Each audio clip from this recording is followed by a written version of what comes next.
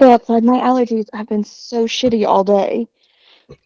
Even staying inside, I had like an hour time period where I couldn't stop sneezing and my nose wouldn't stop running. I'm like, what the fuck? I took allergy meds within the last 2 hours. This should not be a problem right now. Yeah, that's been me too. Oh, it Been rough. sucks. Been real Joe's rough. been just dying. Yeah, Yeah. yeah. He Super, just super shitty. out of nowhere. Like every day I'm taking my Claritin for maintenance and I'm taking an Equate Benadryl for additional force. And it's not helping enough. I haven't scratched my eyes out yet though, so progress. That is Oh yeah, option. small favors. You know it. Well, speaking of scratching our eyes out, welcome back, everybody. I don't know why that's a Ooh, segue, but that's what it You pulled is. a that was a good Marcy. effort. It is what it is. Last we left our heroes, we were on board the Corvus. We were sailing on the way to Averil, 5 days into the 14-day journey, when a group of pirates came looking to cash in on the bounty for you guys. More revelry than anybody else, honestly. But you were able to handily repel their efforts, fought them off, fought them back, and defeated the. Mm, I don't know what the good word is for you. Defeated the awful Captain Whitclaw and his crew. Um, you are at the end of the 5th day into your 14-day journey uh, to Averil. And last we left off, we had just come out of battle. We were starting to come down, and we do have 9 days of downtime ahead of us, which I will go ahead and tell you that Calamari's back on the menu. I will go ahead and tell you that nothing will cost you for the rest of the 9-day journey. So your sailing to Averil is pretty free and clear at this point. So I'm going to bring you back to the Corvus map, and then I'm going to leave an open question if anyone wishes to volunteer uh, what you would like to be doing uh, during the downtime for the next 9 days. Back to the Corvus we go.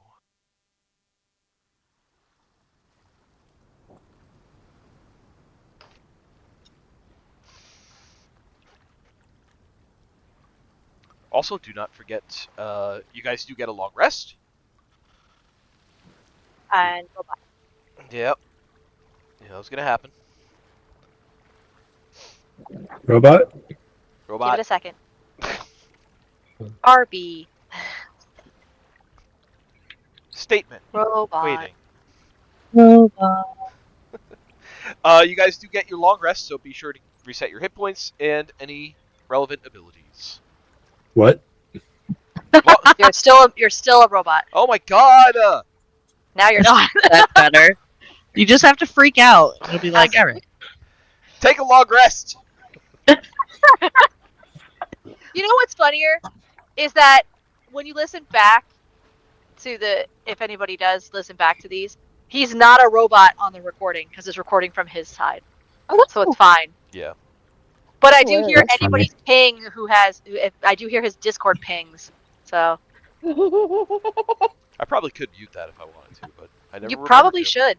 Yeah, I don't remember. 64 sessions in, and I'll tell you. You go to user settings and then go to, oh my gosh, where to go? Streamer mode and turn that on if you want to do it.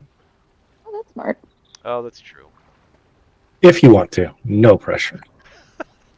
We're all judging you slightly, but it's But Well, we now all that do I what we want. know,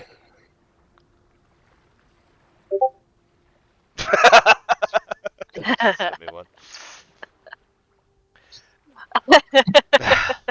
just gonna get random pings throughout the session. See, I don't turn that the is recorded. See, I don't turn the streamer mode on because then I don't know when you guys post stuff in the Discord because I'm distracted doing other things, so I don't think to look at it. that's a very good point. So the conundrum. It's fine. Figure something out eventually. Anyway, so we're back. We're back on the Corvus. Reset your hit points. Your temp HP goes away. It's been more than a day now, so get all your stuff back. And like I said, you have 9 days for some downtime activities. So I will kind of go around the room and see if there is anything that anyone has in mind. I will start in the order in which I see the names. So Jade, you are first. Is there anything that Jade is looking to do the next 9 days? Jade is basically haunting Reverie the whole time because this is the third time she has almost been kidnapped, and the second time she's been swallowed by something. So Jade doesn't know it's safe. So she's going to be sticking close to Reverie the entire time that we're on the water. Welcome to the material plane where your friends get eaten. Yeah. I mean, it does happen sometimes, but no, I don't know them. So it's not as bad. I think after the battle, when we go back to rest, Jade is just going to be checking in on Reverie and seeing how she's feeling. If that's okay to play out. Yeah, I'm good. Sure. Cool. So just that night, while I guess it's middle of the day, we're down in Reverie's room, away from the bodies that are being handled on deck by everyone else, and all the other nonsense. Jade is just going to just hug Reverie very tightly in her room. Are you okay?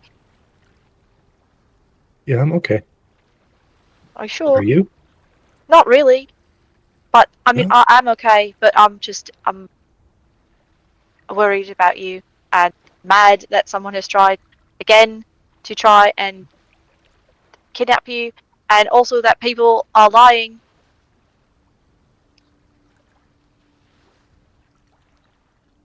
Lying?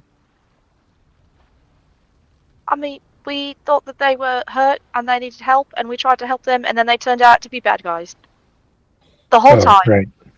And that's not nice. I don't understand why people would lie about that.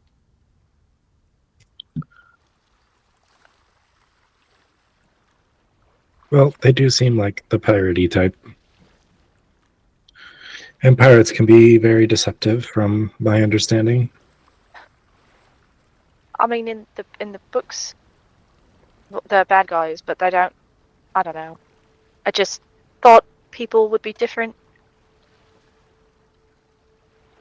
I've met the only good people we have seen so far are here on the ship. Not really. That's an exaggeration, but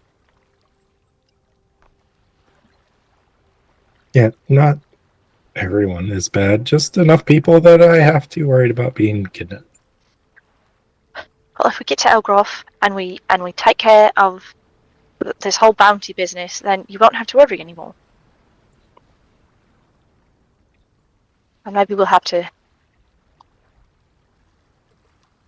if they are pirates, maybe we'll have to figure out talking to Leviathan.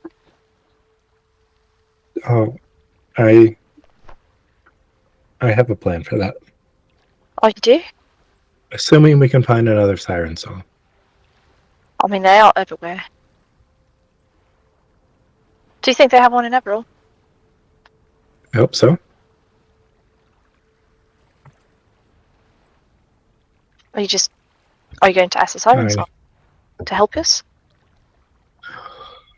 I was gonna talk to Lorelai, actually. Oh, I could have asked the siren song if you think that's a better idea.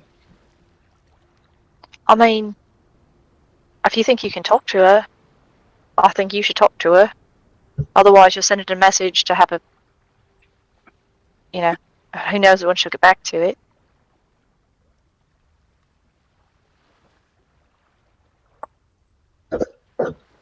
Well, if I can't talk to her next time we're at a siren song, then we'll figure something out. Yeah.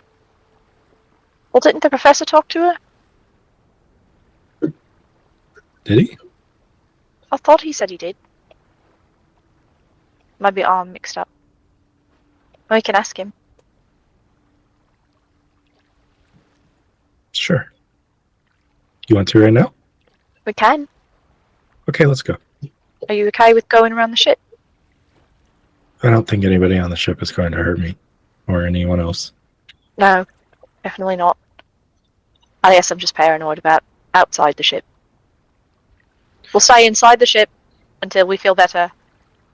You're dealing with this a lot better than I am. And then at that point, she just kind of like throws her hands up and goes, "That's not untypical of me, so it's okay."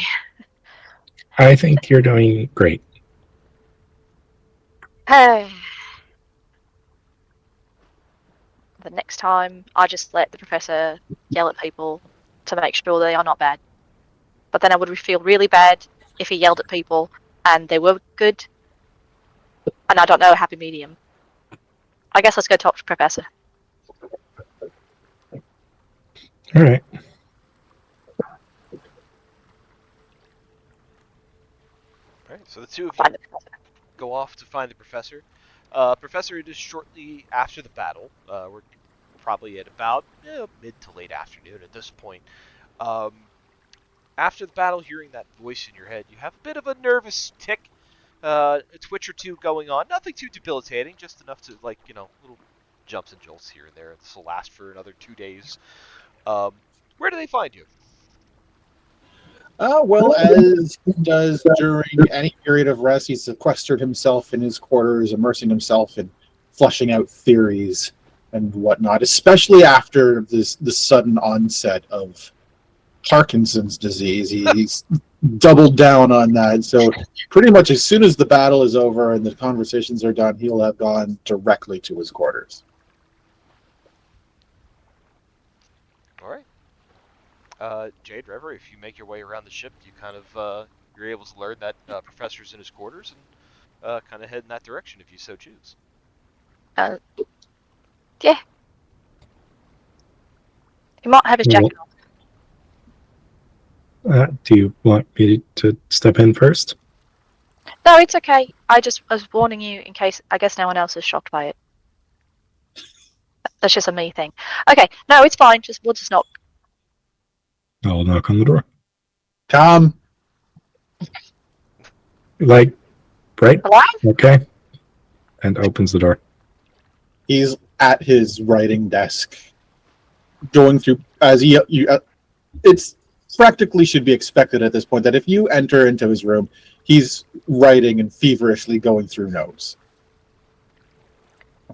Hello, what can I help you with?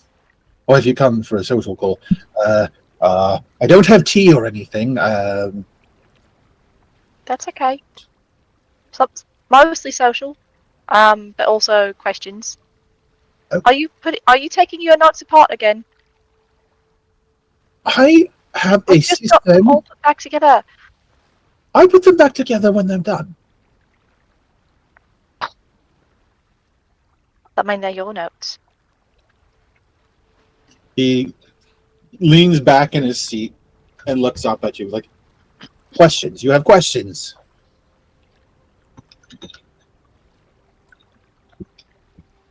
Yes. For Reverie. Okay. She was going to. So pirates keep attacking us, Mm-hmm. and the man with the face said that Leviathan might be after us. Seems that way. I would like to not fight Leviathan. Stands to reason that it would probably be very bad for us if we did. Yeah. So Reverie has a plan, and then she's gonna nudge Reverie forward. I was thinking that the next siren song we come across, I could try and talk to Lorelei. Unless you think that's an absolutely terrible idea. We kind of wanted your opinion. Not bad opinion. I mean, she's so far proven to be on our side. He kind of squinches up his face like, why are you worried about reaching out to Lorelei? She's Lorelei. She is, but I mean, she's made herself our ally as well. Narco is kind of concerned about asking for anything because then we might owe her a favour. Oh, that's entirely possible and highly likely. Is it Someone who that? owes him a favor. Entirely, very likely, yeah. But not No. also. Oh, well, I don't know that she really cares about what you do with your souls. It's probably more of a favor when she needs it. Well, that's not so scary. I mean, till you know what the favor is. But I mean, favor could just be to bring her a glass of water. Who knows? They are weird that way. That's true. I mean, Papa always says to not agree to any kind of favours or contracts without knowing what you're agreeing to, and also to not do it. But I kind of don't. Reverie has been eaten twice. You are practically a subject matter expert on the digestive tracts of various large things, aren't you? I would say no, but I guess I do have more experience than most. She's handling it really well. I'd say, I mean, if I were eaten twice, I'd probably start to develop a bit of complex about it. Like that. And she points at you, twitching. That's not a complex, that's, I don't know what that is, but this, and he kind of gestures to all of his notes, this is going to fix it. How can you fix something that if you don't know what it is? Well, that's the thing about science. You hypothesize, and then you test, and then if it doesn't work, then you try again. So it Nobody's might onto fix something it. there. Go ahead, Jade. Do you have a hypothesis? He kind of bobbles his head back and forth a bit. Like, well, yes and no, and yes, but also maybe not. But I could tell you about it if you want, but it might be a bit boring to hear. I don't sleep, so And I sleep sometimes, and we have 9 days until we hit land, I think. So maybe we can help. All right. Pull up a chair while Uncle Professor regales you in a story of how I'm currently engaged in a meticulous investigation into the potential harmonization of void energies with the stabilizing principles of umbral resonance. Have you ever heard of the umbral resonance? You know what that is? no, If Reverie hasn't heard of it, I've not heard of it. He looks almost delighted at the chance to explain. Well, essentially, I'm attempting to devise a method of channeling the Roid's raw power through a conduit of shadow magic in the hopes of mitigating the corruptive effects, by integrating the fundamental properties of lunar alignments with the inherent dark essence within the weave. I hypothesize that it's possible to create a symbiotic arcane field that allows the manipulation of the void spells without the usual corruptive backlash.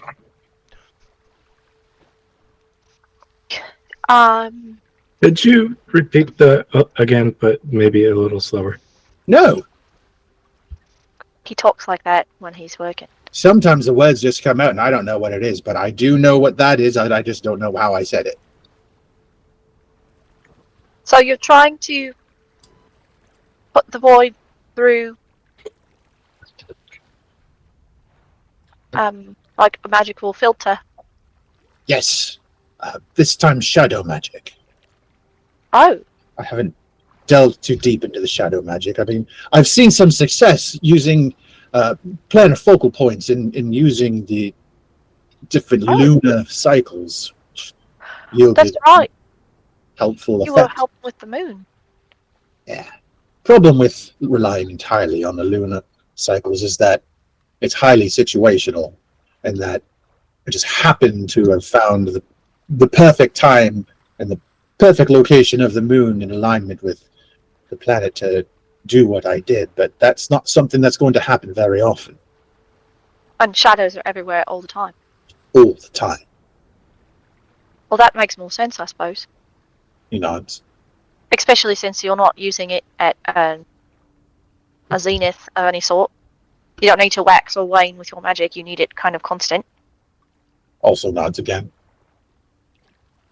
I mean, shadow magic is a well-documented school of understanding, so at least it's not entirely off the cuff. So you wouldn't have to build it all from scratch.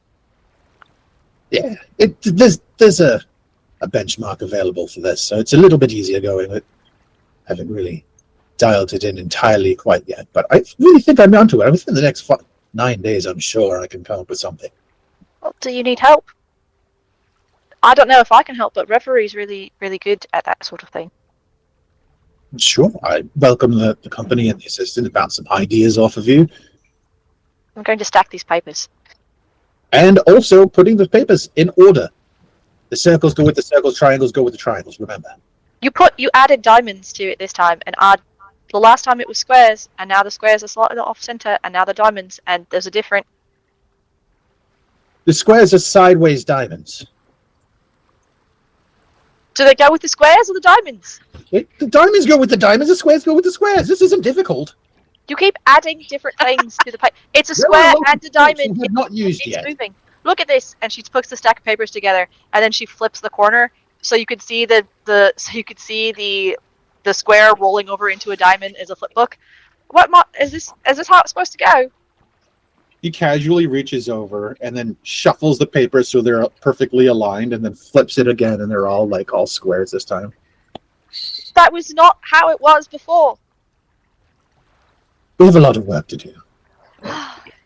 You need a more established filing system, I think. Oh, this is a perfectly good system. You put the Deweys with the decimals. It's a Dewey Decimal System. Who is Dewey? These are the Deweys, the shapes. Oh. I'm just going to sit David here and have him help find all the shapes. So, do you know how long until the next major update for the Dewey Decimal System is going to be? Oh, probably tomorrow or something when I come up with a new shape and you have something to complain about. He's going to make it a star, I just know it. I mean, I haven't used a star yet. I was thinking of rhombus. Rhombus just kind of flows off the tongue. It is a good word. And a good shape. And this could go on all night, so we can move on to the next person if they would like. Exactly. This is what we're doing. Someone else do a thing. So you guys meet a professor and you have your philosophical, intelligent conversation and debate and talk about categorizing things. Why don't we move on to Yuki? Yuki, you got 9 days of downtime. Is there anything you want to do within that time? So I think Yuki, in that time, she's going to spend, much like Professor, spend a lot of time in her cabin, her little room. But she, instead of researching arcane void stuff, she's going to be looking inward. Yuki will be kind of lots of meditation, lots of tea preparation, mixing different types of teas for situations they may come into, putting them in little tea bags, if you will, so they are available upon need be. She's going to be doing multiple of the Nimui, which is essentially sleepy time tea, for Jade if she kind of has another panic attack at night or another moment where she could use some calming down. She's going to be doing that, also kind of looking inward and reaching towards the light, as to say, kind of. I don't know how to say this. Not weird. She's gonna be fiddling about with her new powers. Okay. Just kind of Science! power science.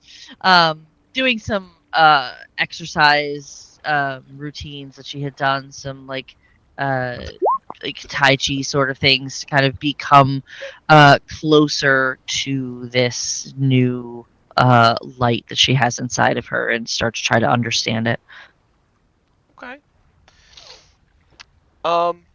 Introspective stuff. So as you were looking inward, you were daily meditation, daily exercises, practicing brewing different types of teas, mixing the leaves, and trying different strengths and blends. Why don't you give me a wisdom check and add your proficiency bonus to it? So that'd be a d20 roll, add your wisdom modifier and proficiency. All right, D20 roll. Oh god, Gek, get the fuck out of the way. Uh, uh, um, hmm. Say that again. You said a lot of words and threw me. D20 roll. Yeah, Start with that. let's fucking just do that.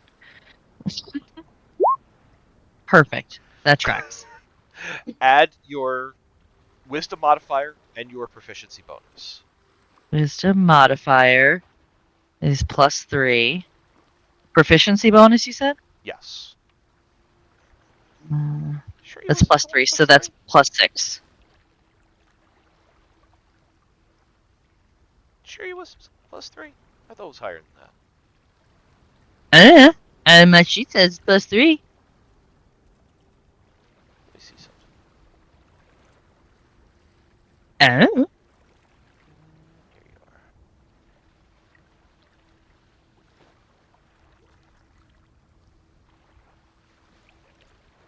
Oh, it is +3. I thought it was higher than that. That's okay.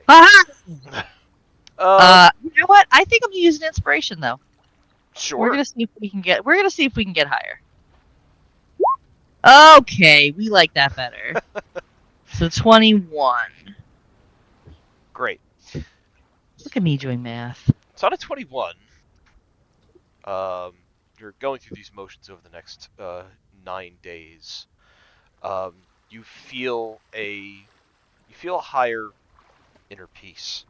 You hear the sounds of the ocean, the smell of the salt air, kind of helps put you into this meditative state. The feel of the sun on your fur, giving you're doing the cat's sun thing that Oh, cats do. absolutely. Laying on her back, belly in the sun. Absolutely.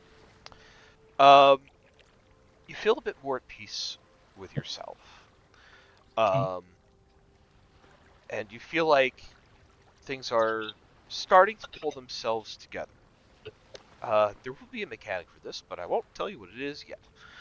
Okay. However, your teas are becoming your craft with teas is starting to become quite exceptional.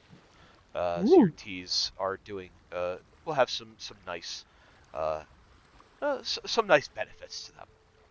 Oh. I think feeling this type of way and realizing that she is coming into her own, like Shao-Chi said that she was, um, I think she is going to just be purring and just do a lot of biscuits, and she's just feeling very connected. All right. Anything else you want to accomplish during this downtime, Yuki? I don't think so. I think she's gonna, during meals and stuff, try to keep a sneaky eye on Professor.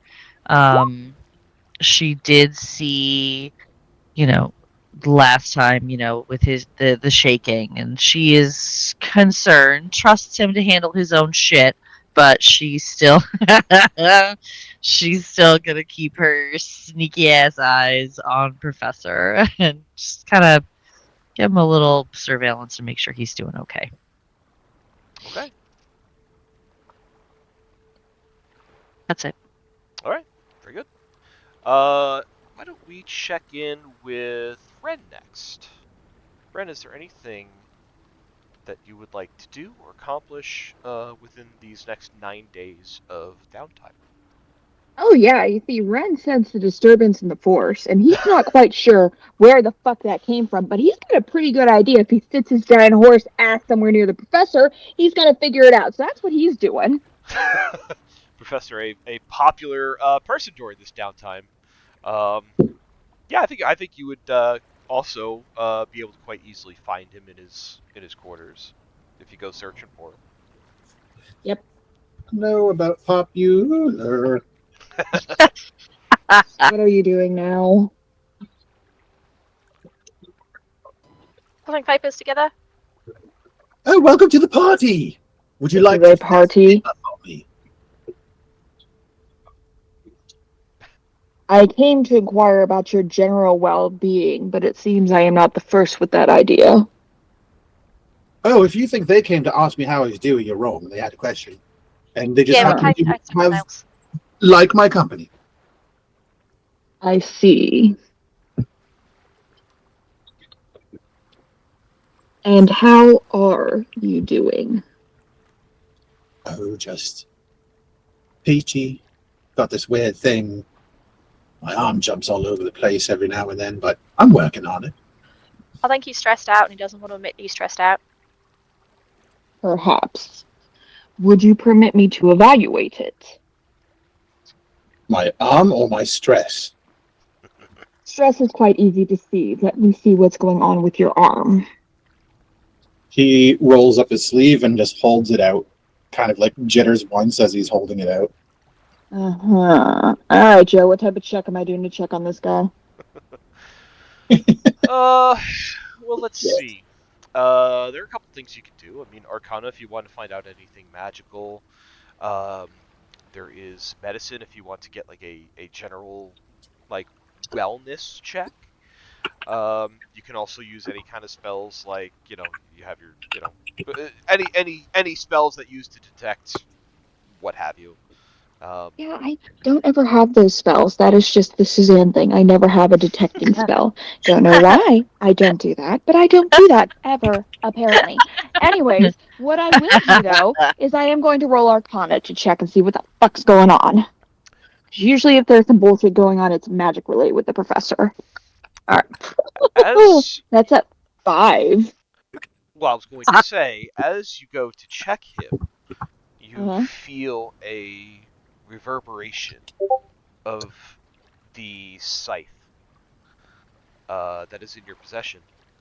Oh, Uh, shit. you're able to make this roll with advantage. Oh, well, good, because that was a 2. Come on, roll higher than a 2. Come on, something with double digits at least. Do not take me literally every time I fucking say something takes me literally. Okay, that's an 18 plus 3. That's a 21. Hell yeah. 21. Mayor, much better. Professor has been deep diving into the void stuff. It seems to be affecting his motor function slightly. Oh, for fuck's sakes.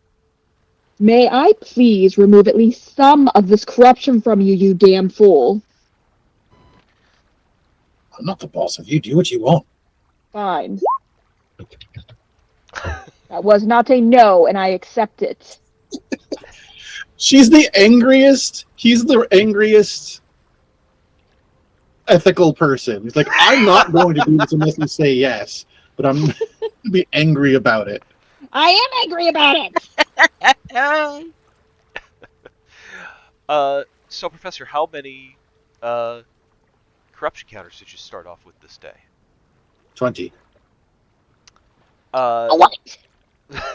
there is so as you feel Ren cast this spell upon you, you kind of knew that this stuff was kind of happening in the background, but as he cast this remove corruption,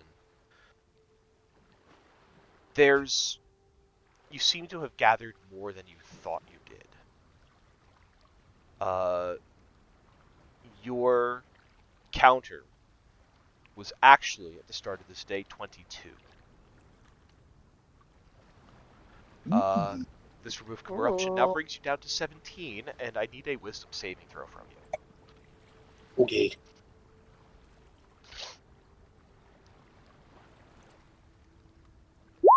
Pop, pop. That's pretty good.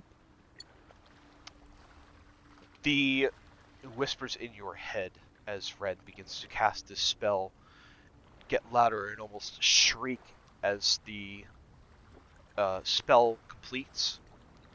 Um, but it only lasts a moment, and it is once again quiet in your head, and you no longer have the shakes. Oh. He kind of shakes his hand a little bit, kind of like when you got those, your hand goes to sleep and it feels minty, kind of shakes it a little bit, and he's like, thank you. Although it's gotten quiet. I don't know if I like that. You perhaps do not need additional voices chattering in your head. How long has this been going on? I don't know, but why do you think I've been able to focus in on these things and make such strides in this research? It's because I have something driving me forward. Oh, you've been leaning into your insanity. What a wonderful way to practice magic. I'm doing things, though. You are being reckless. Yeah? Well, at least I'm not a duty head. Here. Unarmed strike. You know, one day I'm not going to be here, and you're going to miss me. Back. 21 on an unarmed strike. Smacks the back of his head. I'll allow it. Friends shouldn't hate each other. I am running out of other acceptable options. He is acting quite foolish. Chris has been fine. I've been fine. Do alert me if the shakes return, if you would please. He kind of rolls his eyes and like, I will alert you if the shakes come back. If you promise to stop being such a sourpuss. Seems unlikely. Yeah, I thought that too. What's it, sure? Would you like assistance with this effort? He gestures broadly to the room and all the chaos in it. Well, that depends if you're going to continue this cheery demeanor.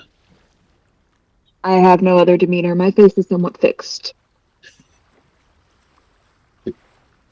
Valid. Would you settle for a hug? From whom?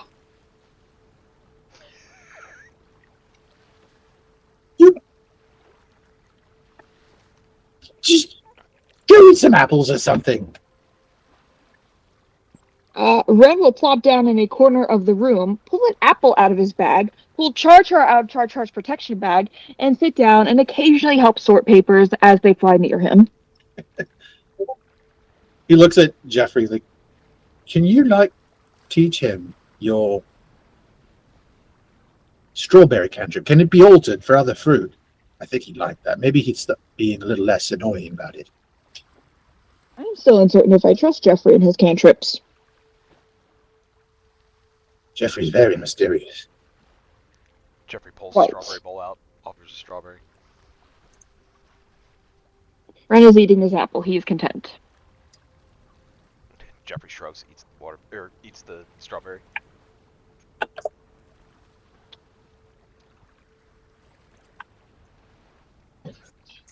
Do not dive too far off the deep end, Ren just adds quietly. Might not always be there to pull you back.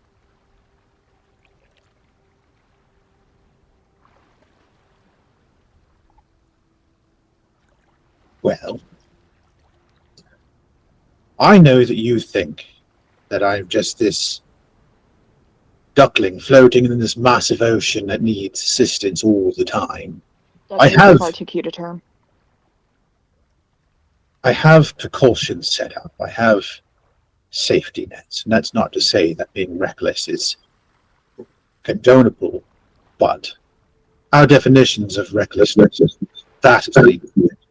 I appreciate your commitment to help and your willingness to do so, but do know that I'm not a child in this. I have a vague idea of what I'm doing. It may not look like it, but I do. I sometimes worry you do not value your own skin enough to be operating as you do.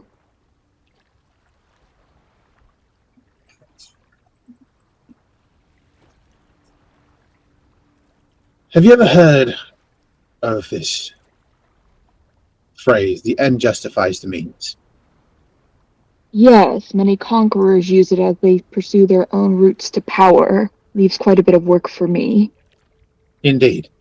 Well, the ends that I'm seeking are kind of the opposite of that.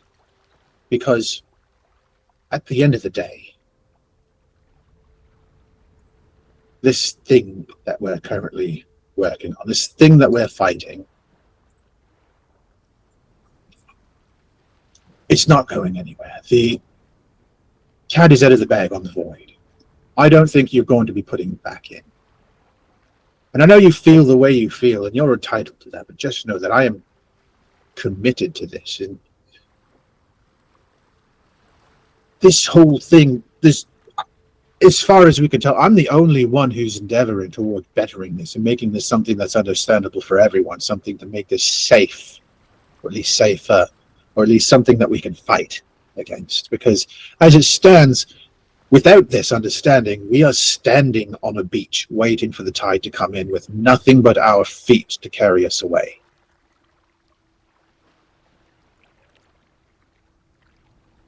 And sometimes you need to get your feet wet in order to learn how to avoid getting pulled out to sea. Perhaps be a little more open for asking for assistance. I understand you've procured yourself some sort of life jacket, but do not be afraid to call upon the... He looks at himself in some type of disappointment. Lifeguard. I appreciate that. I know what you're capable of. What you can do is something that I search for myself. I'm not afraid to ask for help. But you need to get in there before you can see. You can't see the bottom of the sea until you stick your face in the water. If you drown, we will see nothing. Well, we've got 2 clerics now, don't we? That is not an acceptable viewpoint. Just saying.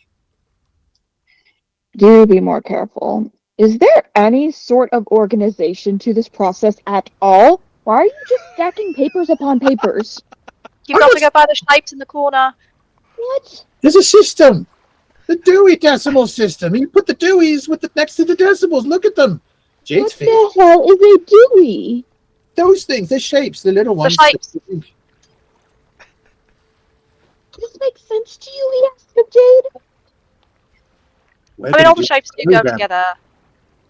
What? Well, he does keep changing the shapes, though, so every time I have to change them around again. Not all the shapes, just different. The newest ones I want under this shape, because this is the topic of interest for this. And if I want to know about umbral conveyance, I need to know that it's going to be under the rhombus. I don't want to go looking through all the circles for something that's not there. He's really literally into making doing this up as things you that go are. around. He's really into doing things that are shaped like almost like squares. This research is not just for me. This is for everyone. And if something, heaven forbid, happens to me, I need somebody else to be able to figure this out. And not everyone knows how to read, but everyone knows what a shape looks like. You put one shape with another shape that looks like that shape, and chances are they belong together. Okay, you're not wrong with that. Rolling for confusion. Very confused. Very confused. So, while everybody's bagging on Professor for his organizational capabilities, It's just mostly me. Everyone else was cool with it. I'm giving him shit, though. That's my job. I mean, someone's got to do it, right? Hell yeah. So let's move on. So, again, 9 more days of downtime ahead of you. Let's see. Let's move on to Nariko. So, Nariko, what is your plan? Because I know you. I was going to say if you have a plan. I know you've got a plan for the next 9 days of sailing.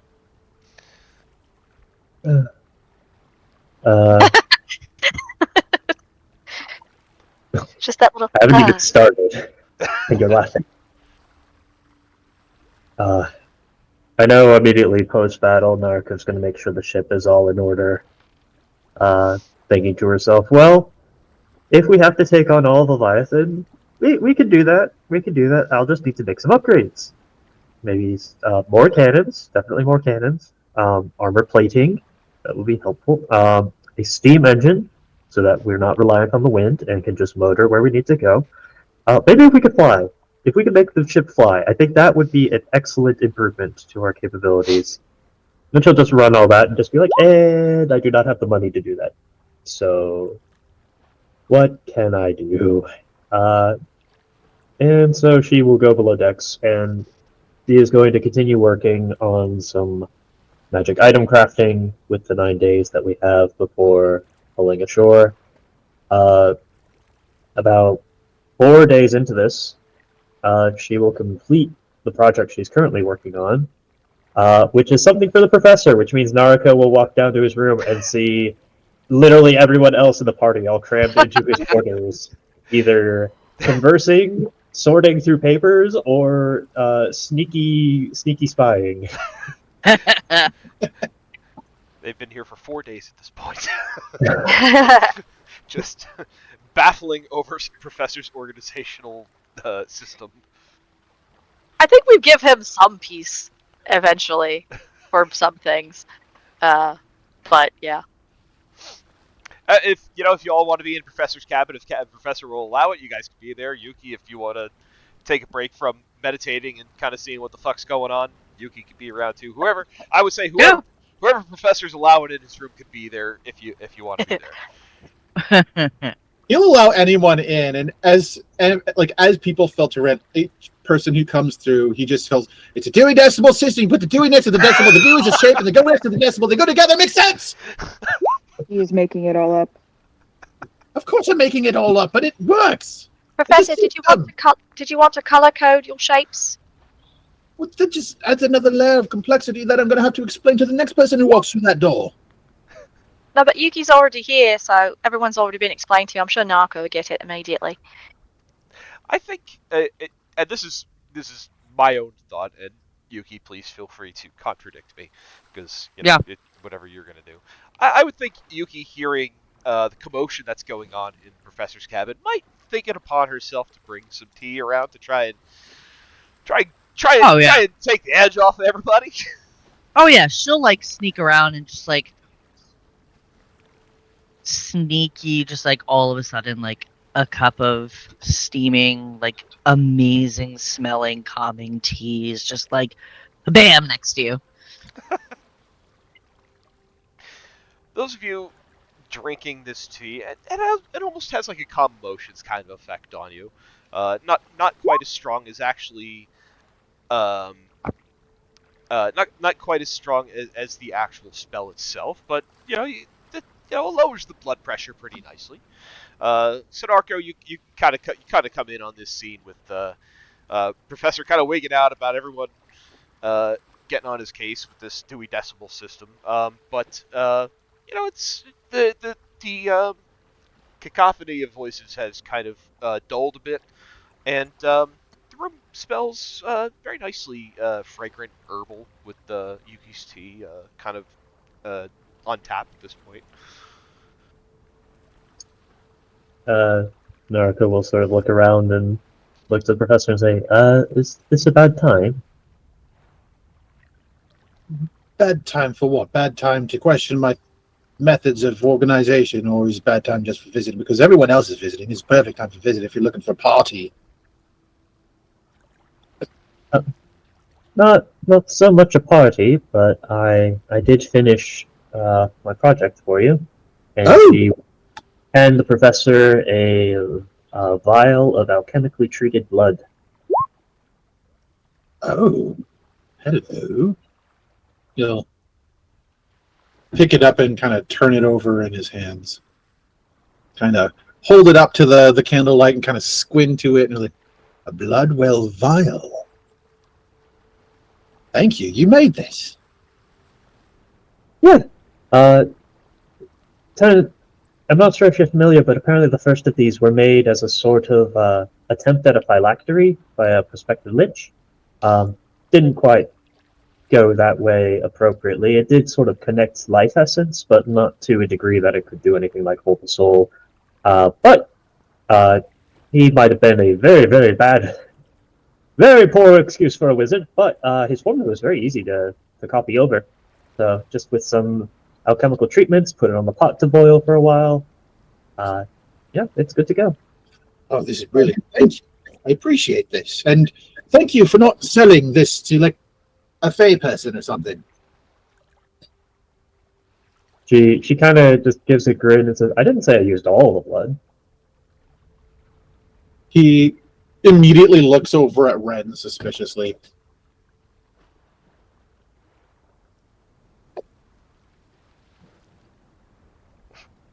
But this is lovely. I don't have a present for you unless you want to learn about my organizational system. In which case, the gift of knowledge is all I have for what it's worth. Oh, well, that might be novel. How do you organize it? He will start off at the beginning and just explain in the simplest details, as repeating this X amount of times has worn down the flair and pomp of it all.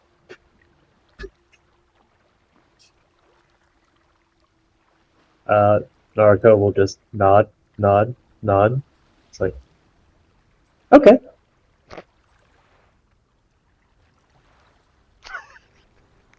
He Told you. stares at her. He's like, oh, okay, that's it. That's just okay, okay. And he looks around at everyone, like this gesturing, sweeping gesture with his arms, like, okay. Just to be clear, Professor, I wasn't upset about the shapes. I was upset that you keep changing the shapes on the same papers that I've already put in order for you, and then I worry that I'm not doing a good job. That's it. That's all. I'm sorry. Some of these things fall into multiple categories, so you have to have more than one shape. Oh, I suppose that makes sense. Why wouldn't you just use another? Never mind. I'm going to run out of shapes soon, and then I'm going to have to start color coding. I have colours. Although, Professor, if you might want to hear a possible suggestion. Go on. So the decimal portion of your system works all right, but did you know that Modrons in their language have an extra 64 numbers that you can use?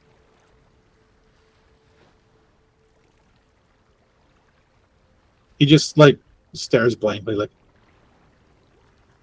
an extra 64. And then he's like leans back in his chair, like, I suppose 64 digits is good, but if you really delve into it, I'm sure you could hit at least 128, maybe even 256 if you really delve into it and have someone capable of that kind of computing. Well, I mean, obviously, but I wasn't going to propose going overboard with it just at the start. But I mean, if you think you're up for it, I do have some charts. He immediately loses his interest in whatever he was doing, and now he thinks he's going to improve how Modrons think. Heads up, this is going to require every single one of his documents to be recoded with new numerals. So have fun with that. And I'll have the pen. Jade, break out the colors. I've got the colours. Got blue and red, and green, and yellow. Doesn't work good. No red and green. That makes it difficult for people who are colorblind. They can't really see it very well. But Purple. maybe purple. Purple's perfect. Purple. Pink. This is something I actually learned in my adult education. Got Don't use dry erase markers that are red or green. it. the remaining 5 days will be spent. Narco will spend working on the next project in her queue. All right. So I have a few left, so why don't we move to Reverie? Is there anything that you are looking to do or accomplish within these 9 days of downtime? Not really. I'll help others if it'll make things go faster, but I'm probably spending a lot of time arguing with my new spellbook. Very good.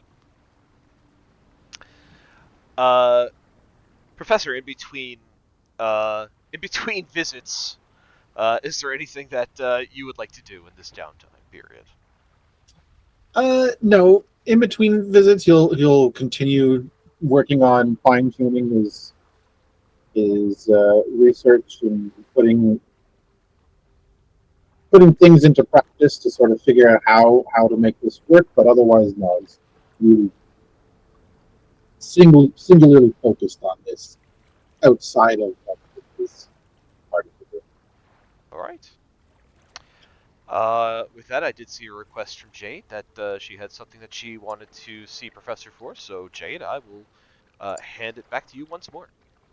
Yeah. I think in between the times that we're all invading the professor's room at the same time, probably a few days into the sailing, now that we've not been attacked again, and Jade has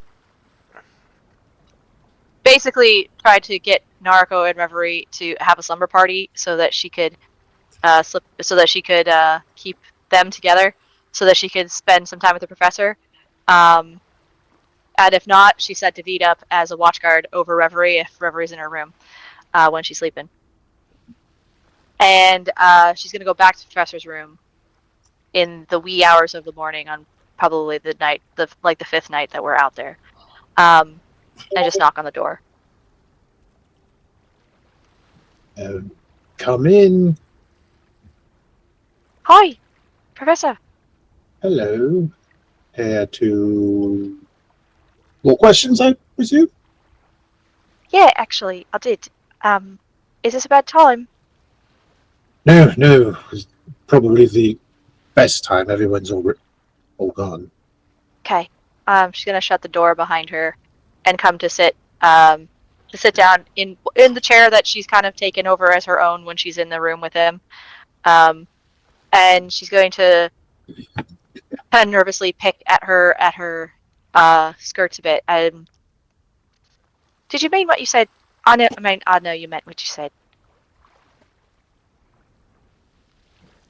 Do you think that we're all going to get swept away if we don't do more about the void? He looks puzzled for a moment, and then almost like this realization over his face, and his expression softens. And he takes a moment to really think about how to respond with that, kind of juggling between, all right, is this a truth moment or is this a make you feel better moment? And he says, we've already seen some of what the void is capable of in the hands of people who mean to do harm with it. I think that some of those people may have got wrapped up into this with the intent of doing good. They didn't understand what they were getting into, didn't understand what it does to you. Sure, I know you might be looking for comfort, but yes, I do think that if we don't do more to understand, yes, we will get washed away. In the very least, understanding should give us a means of knowing what to expect. So that way, when we see the things, the telltale signs, whether they're uncontrolled growth or weird flowers running across the top of the ground, we know to run the other way. But it's big. It's really big. This is not just a small thing. This isn't just some street magician out in Crystal Cove doing strange things nobody's ever seen before. This is bad people doing bad things with something they don't understand.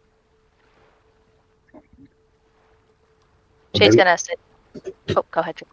Maybe they do understand, I don't know. But we need to understand better, is what I believe we really do, because even if I can't figure a way to wield it safely, I need to figure out a way to protect us from it. And Red is only going to be able to do so much. And there may come a time where the effects of the void are so great that they're permanent, and even he can't reverse it.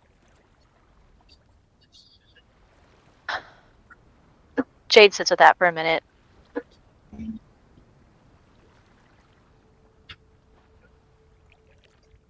I'm not really looking for comfort, Professor. I know this is serious. It's been serious since we got to Crystal Cove and all ran into each other that day. And I think maybe we were hoping for an easy answer. Or maybe not an easy answer, but one we could solve quickly and understand it and move on or put it back away. And I know I've not been the easiest on you about everything, because it did seem like at the beginning, I think maybe you thought it might not be the same either, and I think you were a little reckless. But I don't think you're reckless anymore. I know Ren still does, but that's just because he worries. But I don't think you're being reckless. I think you're doing everything you can to make sure that you understand and that we understand and that it's safer for everyone. And maybe there will be a day that comes when Ren can't do anything more about it. Because Ren's only one person, but you're only one person too, Professor. And you're right, we need to do more. And there's only so many papers I can put together and only so many colours I can put on things before actually doing something, so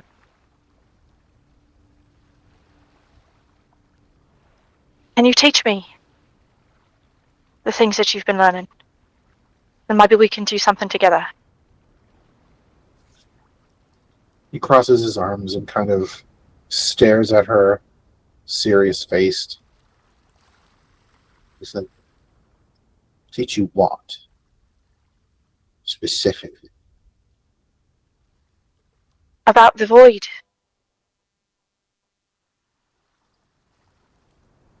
He kind of gets up from his chair and paces a little bit. He's much to Jade's discomfort. His coat is off, but he's still wearing like he's fully clothed. He's got a vest.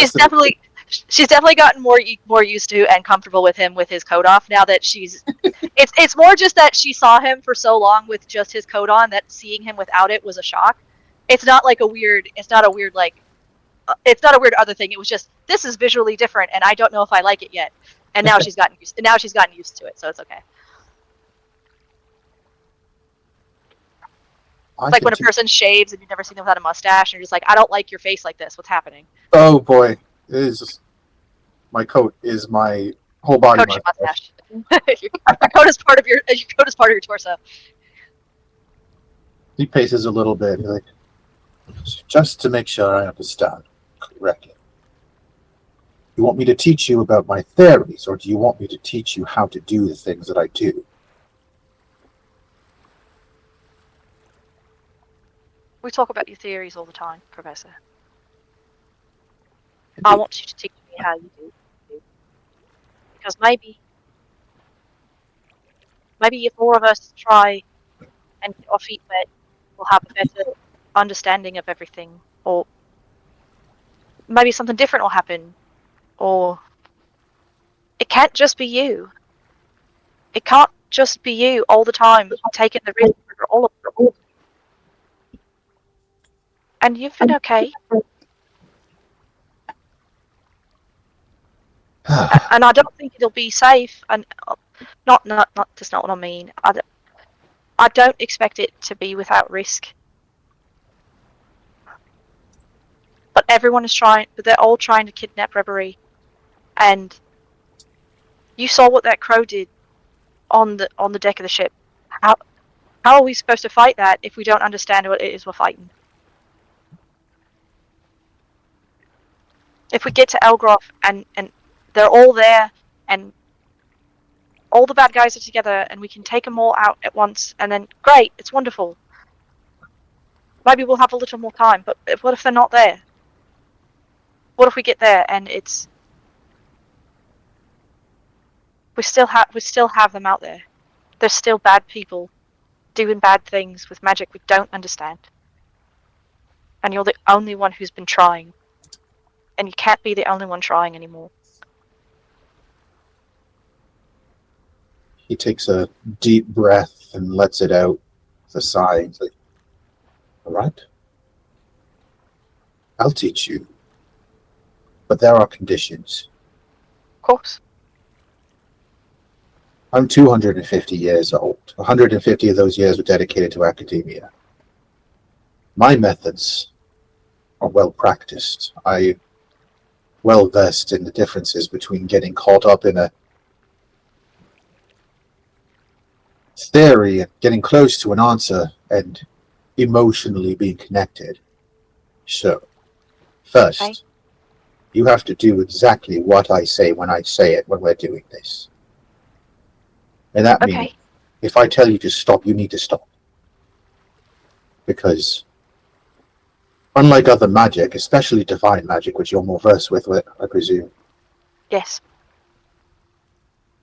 the void isn't like reaching out and accepting your God's light into you and using that light to do the things you want to do. It's more like seizing hold of a torrent and bending it to your will. It's like a burning, fiery fight to the death is what it feels like sometimes. And you need to know to let it go before it consumes you.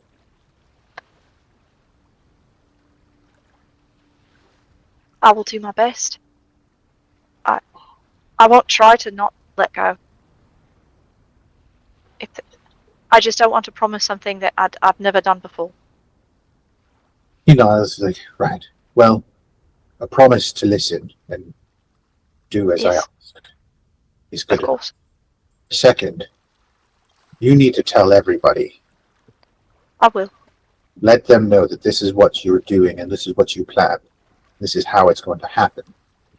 So that way, we can have Ren and Nariko and Arby and everyone available just in case.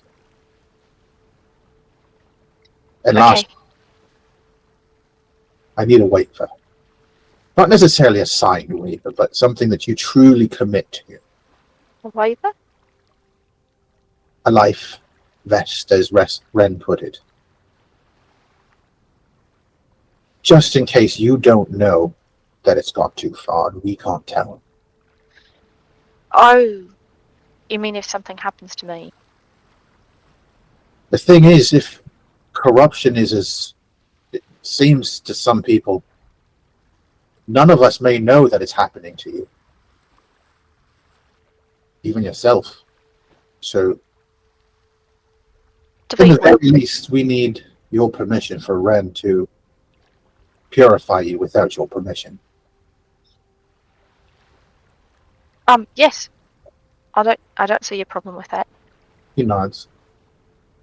David will. I'll tell David too, and so he'll know, and that way he can keep watch as well. And your father. Oh yeah, I'll tell Papa. Good. Well, I didn't plan to keep any of it a secret. I just wanted to talk to you first, and all right. In that case, if we can cross all those things and I can get your word, then I'll teach you. okay. I am slightly terrified. So Good. just be honest and going into this. I've never been taught things in a magical way before. I tried once, a couple times. But I think I told you that, and I was not good at it. I cannot do the wizard things that Reverie can do. but I'm going to do my best. Gets this sort of sympathetic look on his face, and he's like, "Good. Remember that feeling, that fear. Fear keeps you safe. Fear keeps you alive. Sometimes we need to face that fear, do things even though we're afraid to, but remember it. Okay. Because if it gets too much, you need to remember to stop and why you were afraid to begin with." Right. But, yeah. Do all those things. We can start tomorrow. Okay. Well, Reverie and Narco are sleeping right now, so I'll take everyone at breakfast. He nods. Good. And thank you, Jade. For what? It's really easy to see something like this. Easy for me. And be afraid for you the same way that you all fared for me. And think that I'm already in the thick of it. So I'm the only one who should have to do this. But you're right. It'll go a long way to collecting data. I'm not the only one doing this and trying to write things down as it's happening. Maybe I can test things for you. Yeah. Yeah. Good. And then you'll be able to write things, and I will be able to tell you what has happened. And Ren will be there to stop it from getting bad. I should probably do a little bit of expectations management. Ren's not going to like this, and he's going to be grumpy at you. It's not. No, I know. And he's probably going to be angry at me for giving you this idea, even though it's not my idea. It's really not your idea. I will. You didn't make me do anything, and you didn't make me think I had to do something. I just was supposed to be helping, and nobody's helping you, and you're helping all of us, and so we need to be doing this together. Maybe just to be safe before you do all of this. Maybe prepare calm emotions. Oh, yes, I'll have that. I can do that. He smirks and I think I can do that. Good, jolly good. This Maybe I'll ask Yuki to make everyone a calming tea in the morning too. probably a good idea. Yeah. Maybe some with raspberries. I haven't had raspberries in a while. Oh, strawberries these days. Well, it's because Jeffrey has strawberries. Always. Jeffrey toddles up and offers you a strawberry, thinking you want one. Oh, thank you, Jeffrey. Yeah, I'll take one. We also need to talk to Yuki in the morning as well, because I don't know if you noticed, but she started glowing on the ship earlier today. Did you see that? I did. A lot of stuff been happening. I have not had a chance to go talk to her, but that happened, and I don't know what that is. Is there something I could roll to see if I might have an idea of the types of effects one might have when they become more in tune with their chi?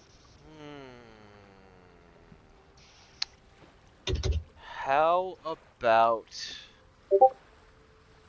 Roll for kung fu. how about a religion check? Religion. Okay. Religion. I've got a 17 anyway. Yeah. So becoming attuned with oneself, getting in touch with one's own chi, it is a religious experience to those who practice. On a 17, I think you've seen enough and you know enough to know what it looks like when one is on the path to enlightenment. All right. So Yuki, as I'm sure you've noticed, is really in tune with her own inner power. You know how you draw your strength from the divine, pull from the weave. Monks, or at least many monastic traditions within the monkhood draw strength from within. They call it chi. And as an extension of that, as you become more in tune with your inner chi, things like glowing and shooting blasts of chi from your hands are things that are all completely possible. Oh, so it's her training. I mean, I can just only assume, but if you really want to know, I would ask her. I was planning to in the morning. Good. We're all going to learn something really exciting in the morning. Yes. I'm going to learn about how people react to really bad information. Is it bad? I'm sure some of them will perceive it that way. Just know that if they have an allergic reaction to your news or your proposal, that doesn't make it a bad decision. And this has to be your decision. Right. Right. Okay. Well, I'll let you get back to your day, evening. I'm gonna go back to keep watch on Reverie. Good night, Jade. Good night, Professor. All right. So, the next morning rolls around. You guys are getting pretty close to land at this point. You're maybe a day or two away. Do you want to have that conversation with everybody as everyone gathers around for your regular morning activities? Yeah. Because Professor said he'd teach her. Um, so she will ask Yuki to make the tea for everyone. And being nervous and also wanting to know, will ask Yuki about her glowing as well. So that she could tell everybody about what's going on. So in the morning, just Yuki, Professor said that I saw you glowing the other day, and I didn't get a chance to tell you that I saw it, and it was very pretty. And Professor said it was because of your training, and I just wanted to say that's great, and also, are you okay? She smiles softly and says, "Thank you, Jade. I am. I'm very well. I feel like odd parts of me that I never knew were there are becoming there, and it feels right and calming and the way things are supposed to be. It is Um, it is typical for my tradition, my people to, um, as they continue with their training, to identify with a type of. Are you familiar with ki? Professor mentioned it a little bit, but I don't really know anything about it other than what he said. Ki is essentially the energy that uh, allows us to use essentially our life force to create or defend as we see fit. And mine had been connected to nature, but something shifted within me, and it seems to be connected to light at this point. And that is why I was glowing. Um, I thank you for saying it's very pretty. I think it is too. I think it's really beautiful. And also, I'm about to give everyone some terrible news, according to the professor. Oh. So, can you make a bunch of tea? Oh, yes. Are you all right? I'm okay. Okay. All Don't right. panic. It's fine. It's just he's concerned. No panic. Just let me get my supplies. Wait one moment. She'll go into her room and she'll get all of her tea, all the tea that she's been kind of making and creating, and kind of bring it to bring it with her and Jade to, I guess, the kitchen, and she'll make Remember the places we all sit and eat? the food place The on the place with ship. the table. You could be you could be in the mess. You could be on the Mess, the you could be in the galley, mess. You could be whatever. on the main deck. Wherever you guys like to congregate. Look, I stopped owning a ship for this character, and now I don't remember the names of anything. I think Yuki will get a pot. She's not gonna get her little teapot. She's getting like a cooking, like something you cook like potatoes in, like a big old thing, and she'll fill it with water and make tea, make a big old vat of tea, and she'll turn around to Jade and as this just soothing fragrance just emanates from her and from this pot of tea.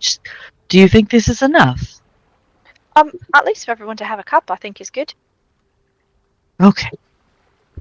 Lead the way then, Jade. I am ready. Great. And it is really pretty, Yuki. And I'm glad that you're feeling more connected with yourself. She will blush. She's like, thank you, Jade. And she will follow you to wherever you want to go to have this news. And she's got some cups hooked around her tail. In case anybody needs a cup, she'll just pass them out. We'll just set up in the mess and have everyone's breakfast, and we'll have some tea and everything. Which also begs the question how anyone can know that a tabaxi is blushing. Well, she's got white fur. Her fur turns a little bit pink underneath. Yeah. Like she's getting sunburn. Oh, all right. Yep. It's a very distinct movement of the ears. You should have seen her when 14. Should have seen her when 14 Claws was there. 12 stars. 12 stars? Yes. 14 claws. She adds more claws every time. That's I want you to know that's literally just for me. Some of these jokes just for me. Some of the jokes are just hilarious anyway. That's a different kind of relationship. Maybe it's the same one. You don't know. Adding claws like Hey. Yeah, but she'll pass out tea, and I think she's to support Jade. She'll say, "Oh, everyone, I've tried a new brew. Can I get all of your opinion on what you think?" Does it contain apples? She's gonna look at the tea and look at Ren and say, "It contains apple blossoms, dried but blossoms." Acceptable. And she'll pass out cups of tea to everybody.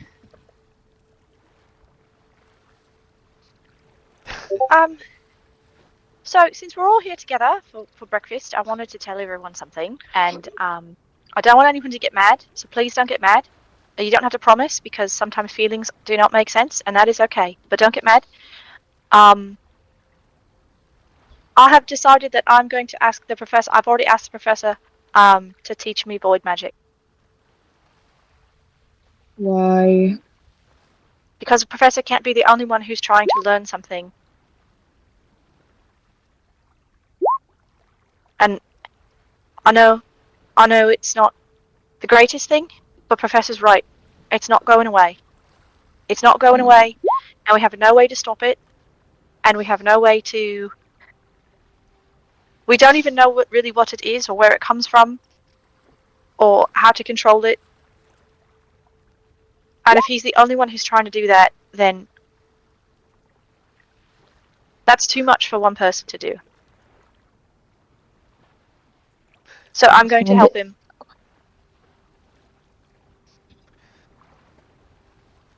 What is Ren inciting? Ren is trying to insight check Jade to figure out what the fuck this is about. And Jade's very sincere. Like, nothing she's saying to you is a lie. What an absolute nuisance. And what are we going to do should you both manage to incapacitate yourselves? I only have so many spell slots per day.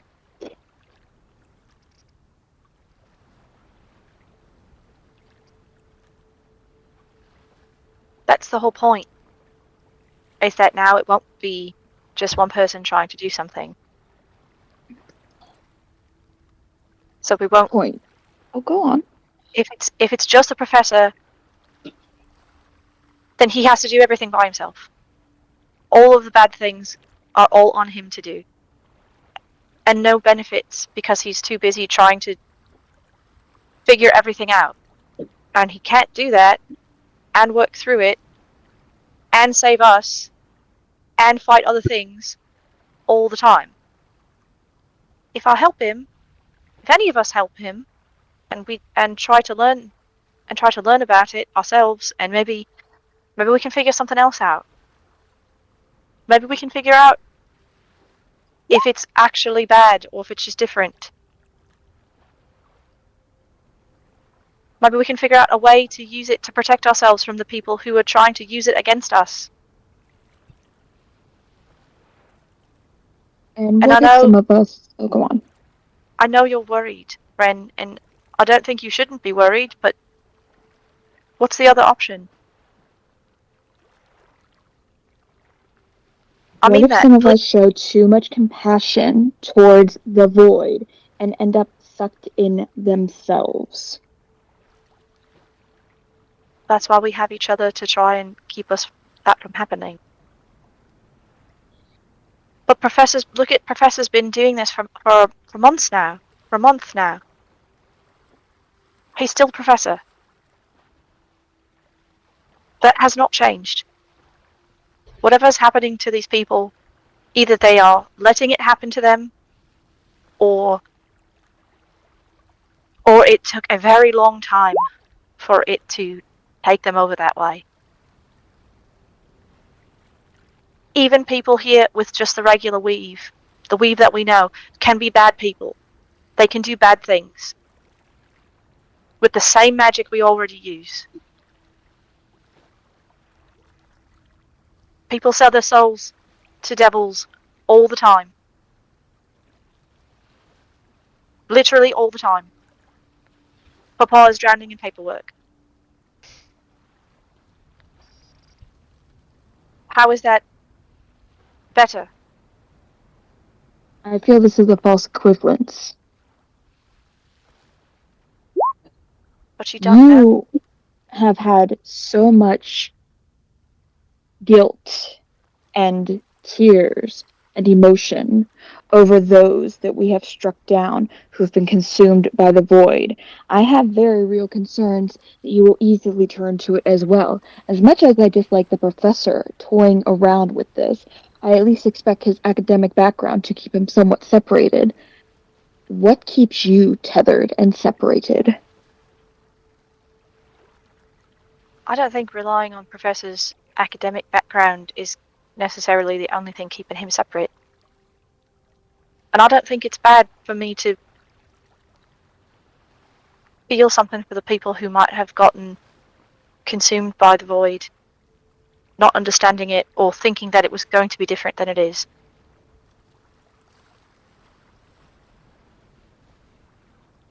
Professor already made me promise to tell everyone before he taught me anything, and he made me promise to tell Papa and David, and made me promise to make sure that there was a way to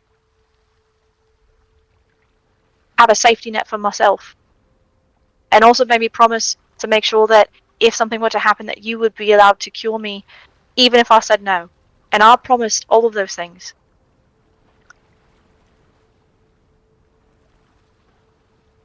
Mm-hmm. I don't think it's safe. I don't think it's the safest thing in the world, but look at what we're fighting against. And Professor's been doing this all by himself. And he told all of us that day in his room, if we don't start trying, it's going to overwhelm all of us because we just don't understand it. If you have a better idea, please.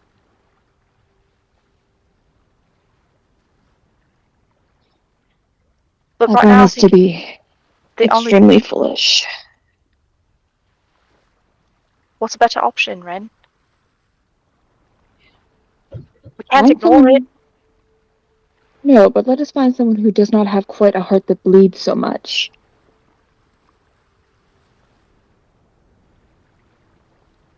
I don't really know how that makes anything different. I'm concerned that your attachments will get the best of you when dealing with this magic. I'm not weak, I did not say you were. and I'm not.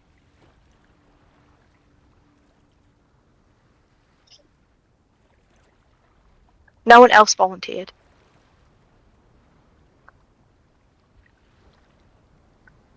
I certainly cannot stop you, but I do not like this plan. I understand.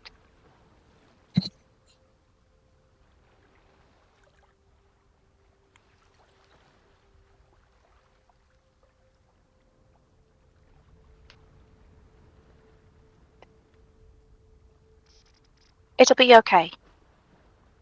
You have no knowledge of that. Spess has been okay so far. No, he has not. I beg to differ. You remain standing, but you certainly have not been okay.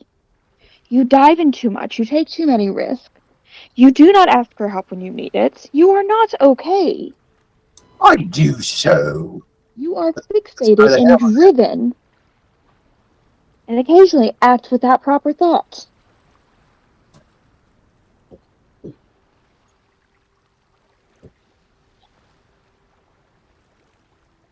There's your will inform me if I must do anything.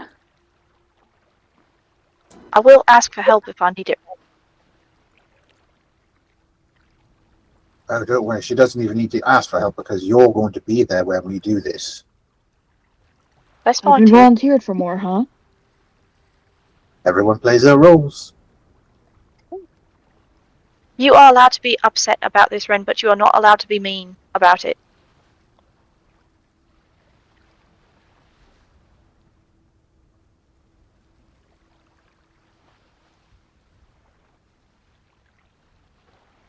If you don't want to help, that's also okay.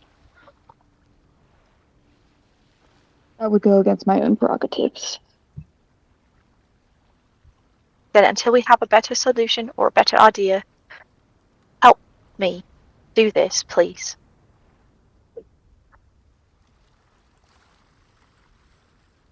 I will do my best to ensure that no one crosses over once again. Thank you.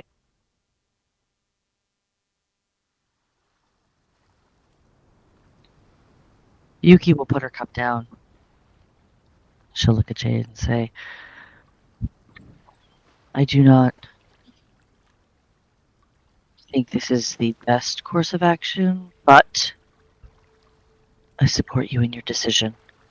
I understand why you have decided this. I think it will be important for us. I know you spoke of life vests and other precautionary tasks. I think what would make at least myself more comfortable is if there was some sort of way, some way we would know how we can make sure that if, that I'm not saying it will happen, but if you do get overwhelmed with the void, how will we know to help you? I mean, I can't answer that question because I don't know what that looks like. If we were just looking at the regular people that we've fought already who use it, they don't look different. And aside from being mean, they don't really act different either. I will have David. David already knows, and he will be watching me.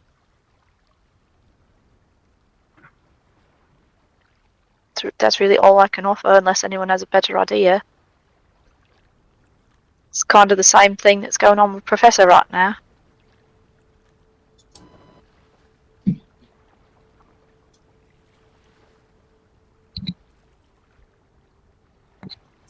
I think you'll be fine.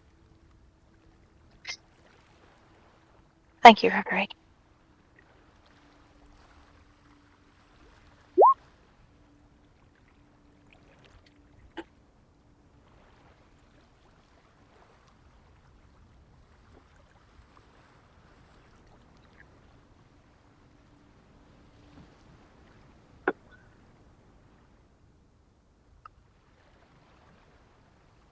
Well, that was our news for the day. And then Yuki also glows. It looks very pretty. Yeah, it's my key. It's energy now. She's like, wait, what? Like, it just became about Yuki, and she was like, wait, what? Wasn't ready for it. Whiplash! Kind of that, like, tail fluff. Like, wait, what? We're talking about me now? Yes. Yes.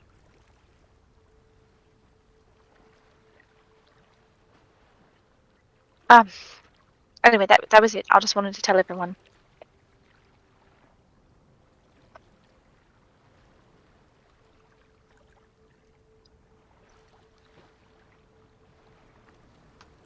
I think what you're doing is very brave, Jade. I just think it's necessary. It can be both things.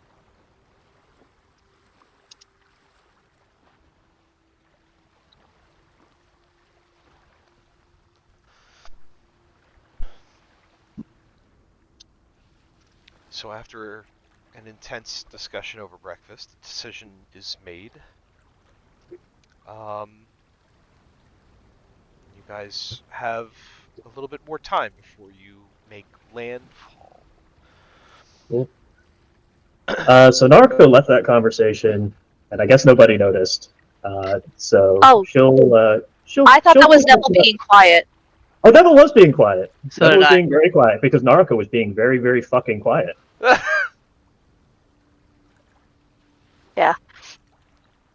Jade did notice that Naruko wasn't saying anything and is just very carefully not poking at that right now. Then you missed out. Narco needs to talk to the professor right now. Am I being paged in my skull? You're being ambushed in a hallway. Oh. Hello. Are you setting up Jade with a life vest? As best I can right now, yes. Unfortunately, without making her do the same sort of deals that I did. Her life vest is going to rely entirely on Ren and myself. Myself to recognize the signs and for Ren to clear them.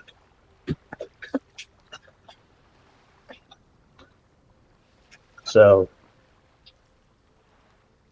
we're going to allow Jade, who very recently discovered that people lie and was very upset about that, to deal with a force that we know for a fact is very willing to offer whatever it thinks you want to use it more and more frequently. He sighs and he just says, the key word in what you're asking me is allow. You can't stop her. But what we can do is give her the tools to find the best chance at success. I would prefer to be the one to oversee this and teach her what I've learned, rather than learning that in the darkness of her quarters that she's been turning pansies into monsters and squashing them on her own. So let's not forget, she has been touched by the void. She can wield it. It's a matter of letting her learn how to wield it safely, or as safe as it can get.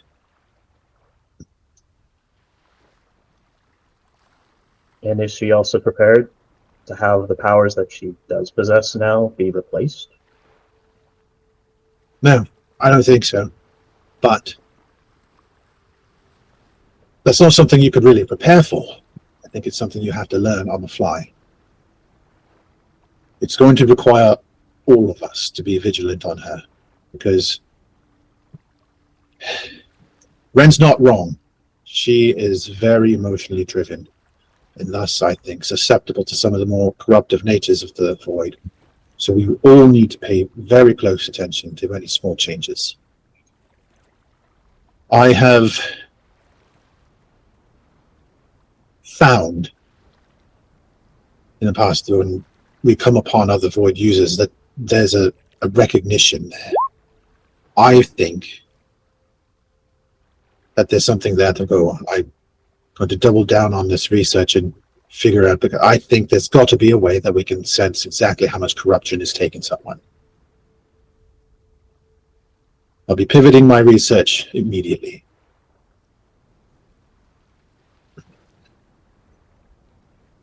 Professor, I need you to understand that I have been working very, very hard to do my best to understand what the void is and to help us have countermeasures against it. And I've been doing that by taking as little corruption as possible because I think we need both sides. You were in the thick of it. You've seen it firsthand. You felt it.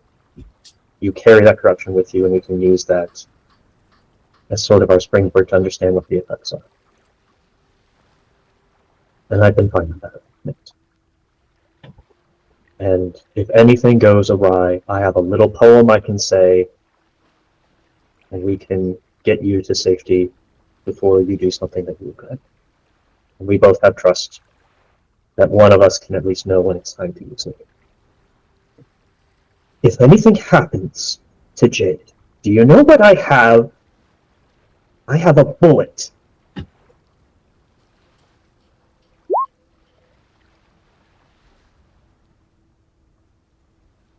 No, this is intense, but that's so fucking hot. Well, I strongly suggest that you find something else. Because I don't know if you know Jade as well as you think you do. But if she's determined to do this, neither you or I or the King of Hell is going to stop her. And that's not a threat. That's a caution for all of us. I know. You have, I may have a ear, but you have a heart. Find a way to help her that's not that. Because if it does go south, and it could go south, we are all going to do everything we can to try and stop that if it comes down to it. But nobody wants to see it turn that way. And there are more than just one way to deal with this than that. And he casts a gaze at her sidearm.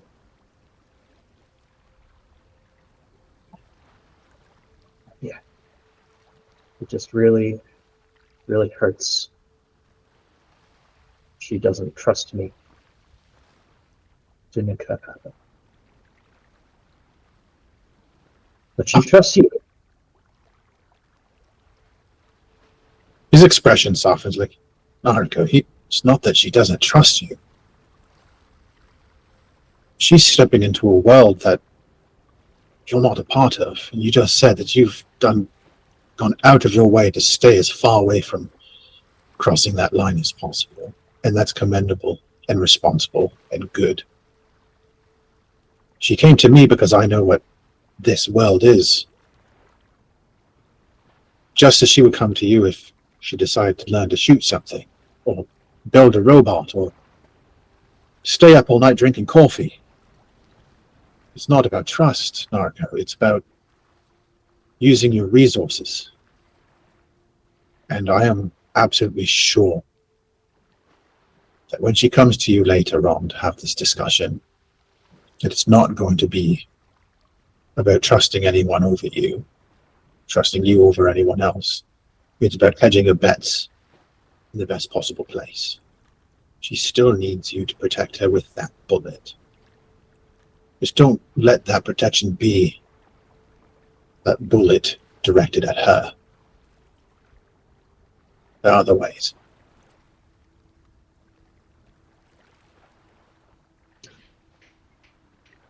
Yeah, well, the fucking bird breathing death on my ship didn't really give me many other ways, did it? Oh no, put as many of those bullets in those motherfuckers, because that is stupid.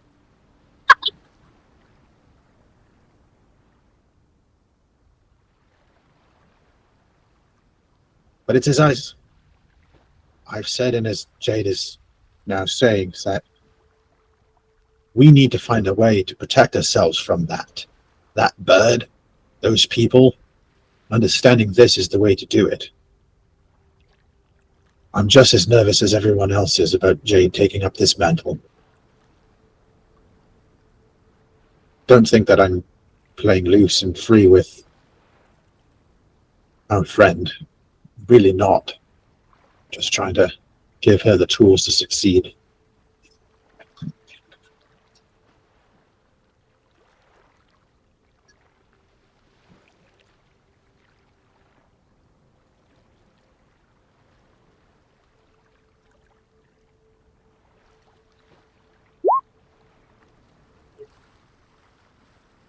What are the countermeasures that your research has developed? What have you learned that we can use, that if we come across another of these void-possessed creatures, that we can use against them? Unfortunately, as it's just been me figuring things out as we go along through trial and error and doing things to myself at this state, recognizing the signs, there is a recognition among void users with other void users. So I think that should we see them in the wild, we should be able to recognize them, or at least I should. And doubling down on this research, I really believe that, I really hope that I'll be able to recognize the level of corruption in Jade as it's happening. So that way, you can turn Ren on her and anyone that we need before it's too late. But I'm going to need time to get that sorted.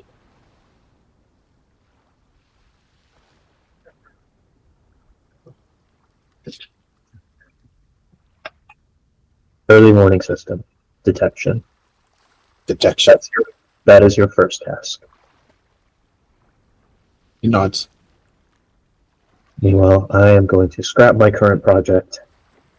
I'm going to try and work on containment measures. Not a bad idea. Where we're going, kind of going into a very large hornet's nest, a very large stick. Except instead of hornets, it's going to be void users. At least, that's what I feel very strongly about. The better prepared we could be before we get there, the better suited we'll be to success. There's no way around it. Elgroth may be the heart of all of this.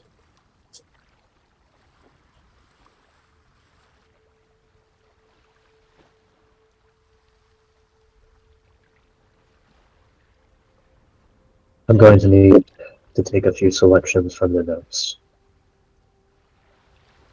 By all means, it at your disposal.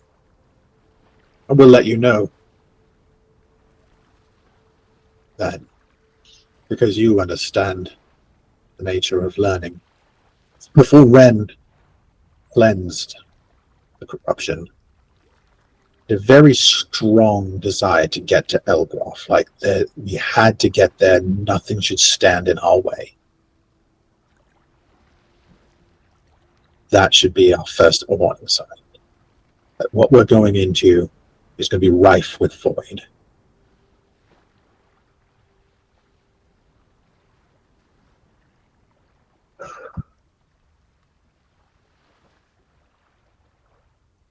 Add that into your studies.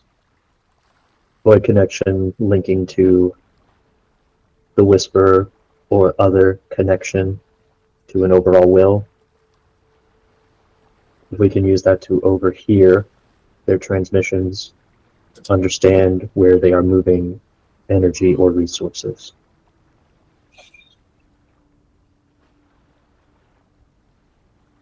I could do that. The means of getting to that is not going to be one that Ren's going to be happy with. Because the more corruption that I take, the more the whispers I can hear. Can you hear them now? No. And when you do, You stop, you conduct your research, and then you cleanse back and review what you've learned. See if it still makes sense afterwards. He nods. You have Jade as a research assistant now. We're not half-assing this. We're not going to be taking our time either. It seems that this is going to become a lot more dire, a lot quicker than initially anticipated, I think.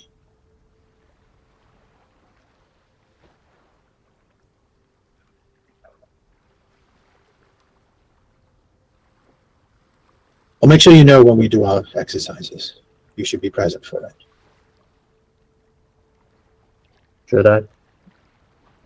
I seem to recall a burning spellbook nearly had unfortunate complications for those within speaking distance.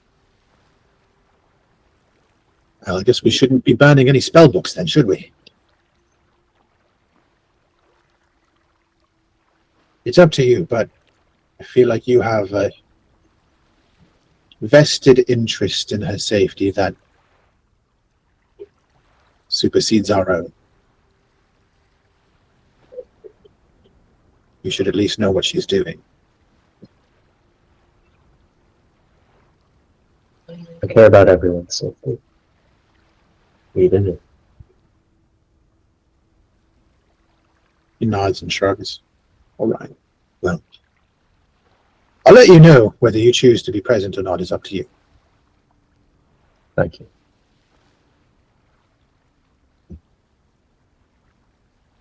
Is there anything else before we end this really comfortable discussion?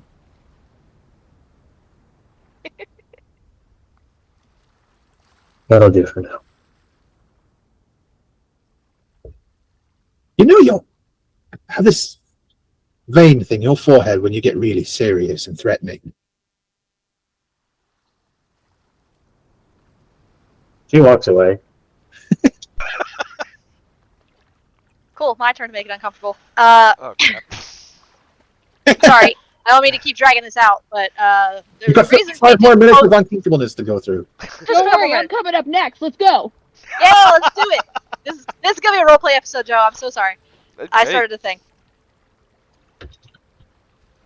So the reason Jade wasn't poking at Narco at the dining room table when she was quiet with everybody else is because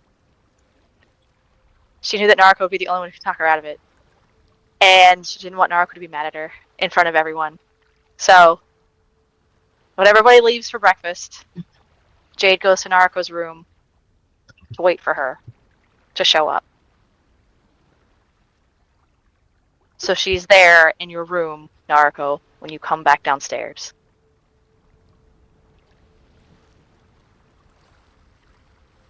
Narek opens the door.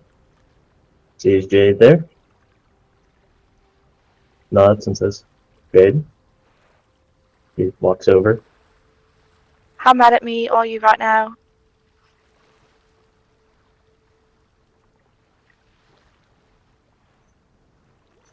It's okay if you're mad. I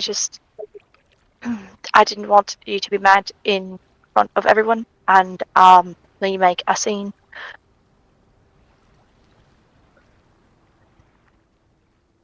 That's why I got up from the table. And I presume also why you didn't stop me. Also, because Jenna didn't notice you put it in the chat.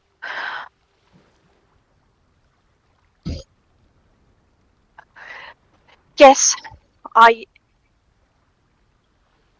figured I would just come down here and we could talk without everyone else. Okay. What do you want to talk about?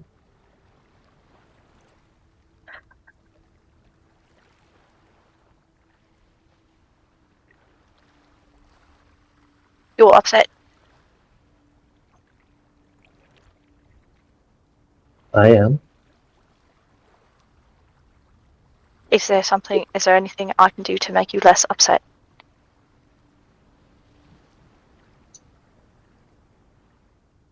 Hmm.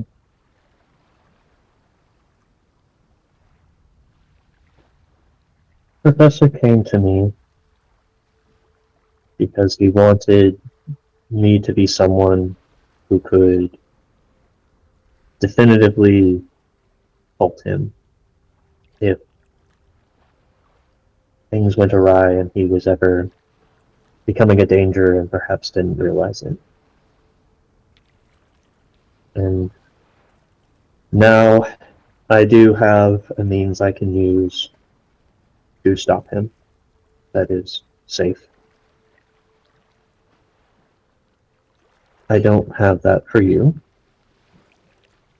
Do you think that's something we could make together? Of course we can. I suppose I didn't think about it because of David. But yes, of course. So, the question I have is, since who and what you are is tied up in a being of spirit, if you were to be sent down back to your dad's realm, would that void corruption still cling to you? I don't know. I haven't heard back from Papa yet.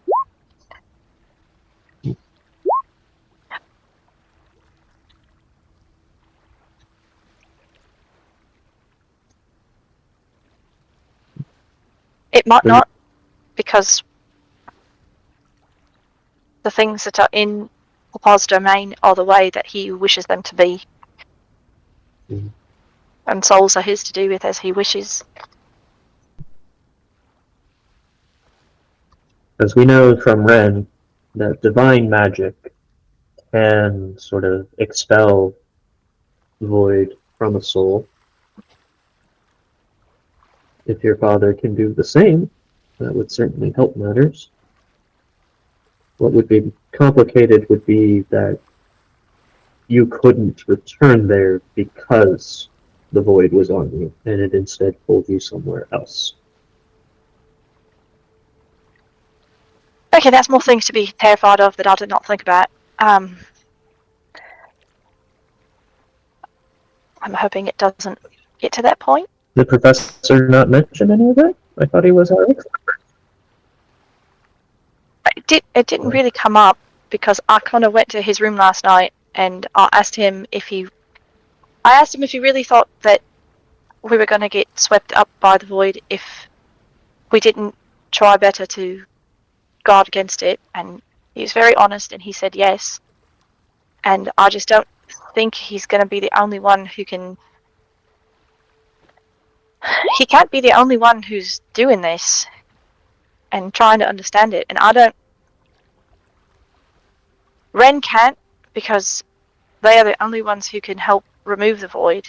Yuki probably shouldn't, because she has all this connection to different other places that I don't understand either.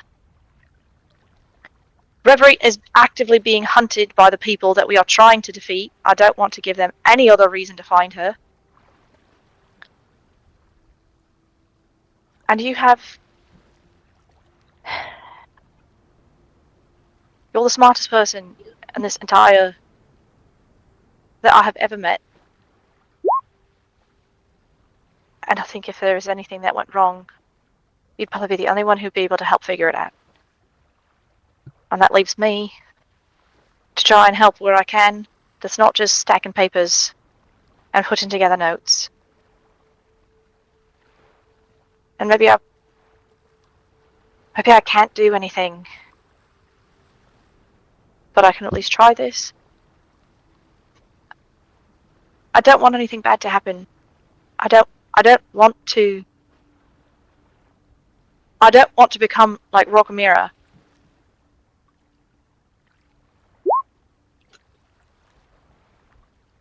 But I also can't let the professor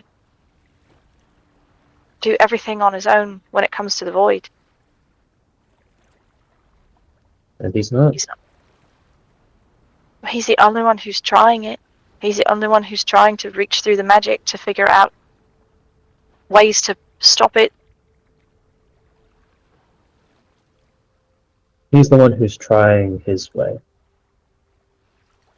The professor is taking in the void, using its magics, and giving us a first-hand account of what it looks like, what it feels like, and what it sounds like, what it wants, what it can possibly do. Ren is standing against it in totality. He is someone who is maybe not very nuanced in his view of the void, but also is the least likely to fall under any sort of misinformation or manipulation, and he has the power to remove it from others if need be. Yuki has a small amount of void that she took in, and rather than expelling it entirely or embracing it, has stuck to her monastic traditions and meditation and tried to find a way to keep that peace in her and keep it at peace in a means of balance. I have not taken it in. I am trying to look at it from an outsider arcane perspective, understanding the mechanics, the patterns, but not being swayed into using it because I know exactly what it can promise me. UJ, you've been our conscience. You've been the one who's shown all of the empathy for the people who have not been so lucky, who have been taken in, like Rakamira, who even when we've looked and seen that there was no other choice, still tried, still gave a chance, and still remembered them, and reminded us to redouble our efforts to make sure something like that would never happen again. And Reverie, with her connection through temerity and the rituals, is apparently, in some fashion, part of whatever ultimate plan they've got. Whether or not that means she's someone who may take on more of the void or stand against it as a barrier, who can say? But she's always stood back, watched, listened, held back from espousing her own theories, but simply tried to understand, give support, and a clear view. We all are facing this together in the ways we know how. If you think that you want to do it a different way, that you've seen how the professor is conducting himself and you want to follow that route, fine. But you come to me because you say I'm the smartest person you know and you want to know what I think. And this is what I'm thinking. I'm running through these questions with you because they're the questions I would have if I was considering this. And I want you to be ready. And I want you to consider every option and have a plan for what you want to gain and be prepared for what you might lose to get it. I understand. And that those are questions I didn't think of, and I'm glad that you thought of them. And look, I'm not going to just start running around casting void magic all over the place. And I still have to talk to Papa. And I still have to ask him those questions that you just gave to me that I did not know to even ask. I don't want to get lost in this.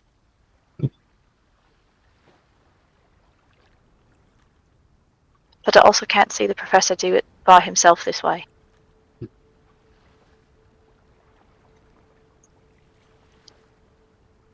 there's a chance that I can help, then I have to at least try. And maybe it will be that it doesn't work out, and Ren can remove whatever little bits are left, and which are a different way. But at least for now.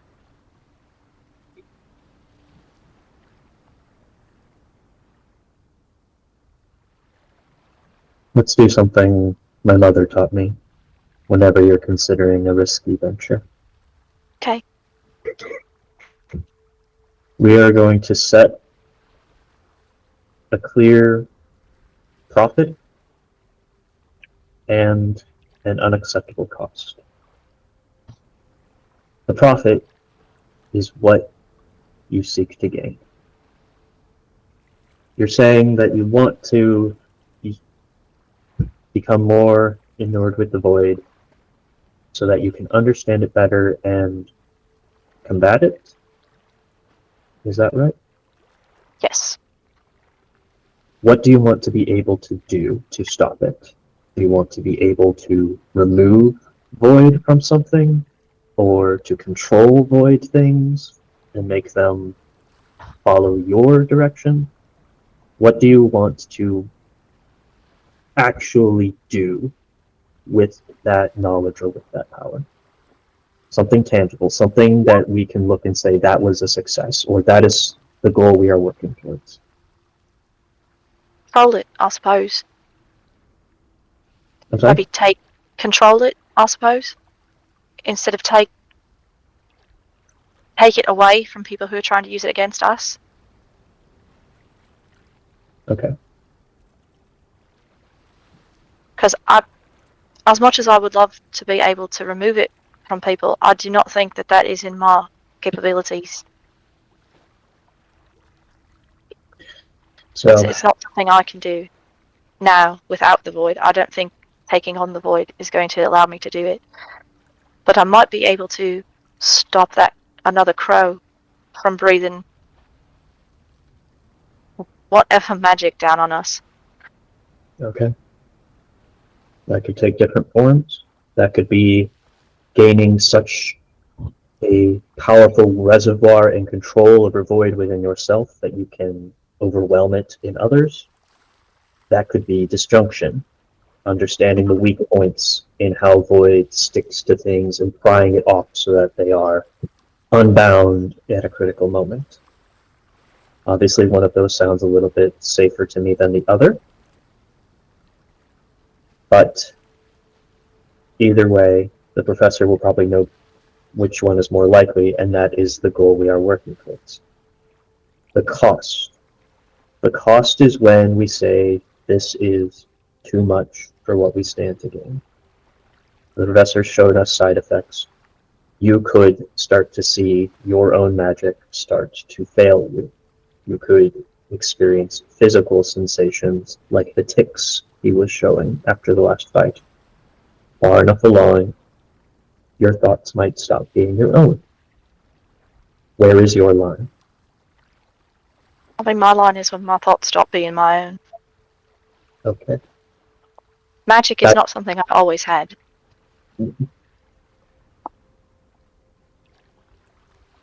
So that's also going to be the most difficult one for any of us to recognize.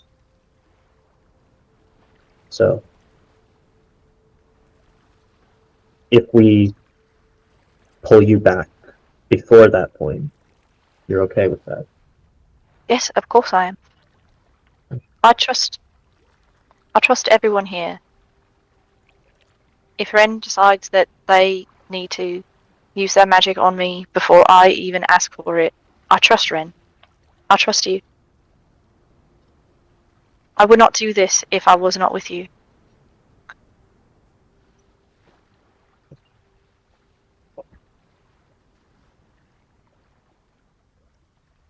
When I most recently talked with the professor, it seems like the most prudent path of research for him right now was void detection.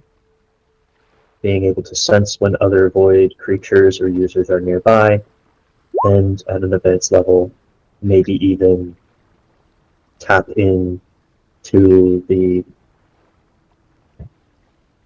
force, be it the whisper or something else that seems to be directing their actions. For That's a you, good plan. For you and your goals, jumping off of that would be to develop magic with the professor that would allow you to look at void corruption in more detail as it sticks to someone, both body and especially spiritually, so that you can better understand how you might be able to, as I said, disrupt it or to pull on those strands yourself. And if you guys make any headway on that, be sure to share it with me so I can compile it in my own reports as I share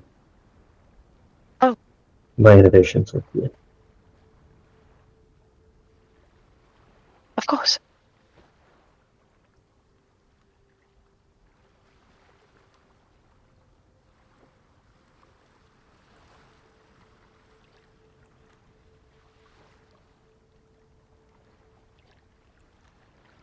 I'm sorry.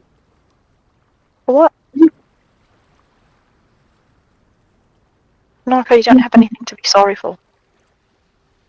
I'm sorry I've upset you with my decision.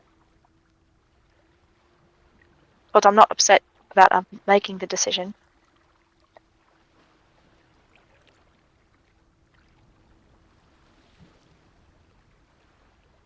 Been working on a lot of projects lately, I know. but things I thought would be useful to us or that you might like, but haven't been working as much on anti-void materials, and that's really what we're here for. So Jade reaches out and takes Narco's hand. Not everything is about the void, Narco.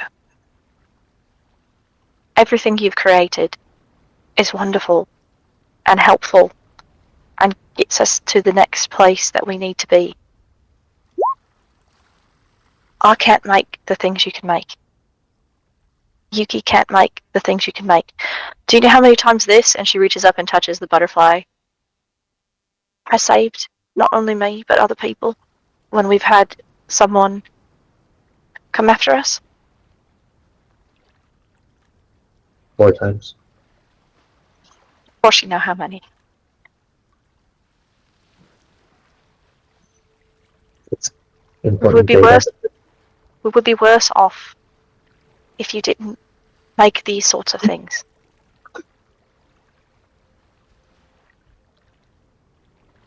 Professor is here, chasing the void in his own way. I'm going to try it my way.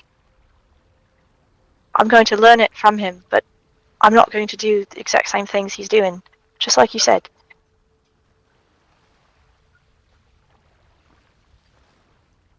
We need you to do the things that you're already doing.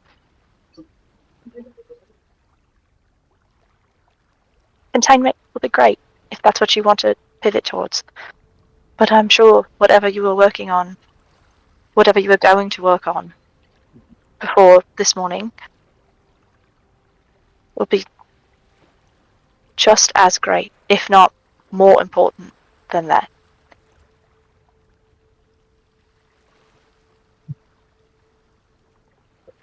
I will have a conversation with Papa. I will find out the information we need to find out. If it's something that we need to make ourselves, we will make it ourselves. But if it's not, then you continue to do the things that you are wonderful at.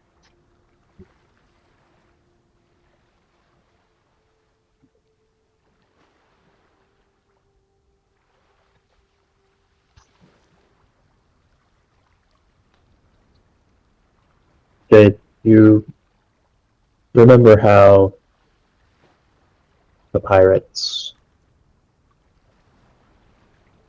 got us to bring them aboard by pretending they needed help? I remember. I've already had this conversation with Averil.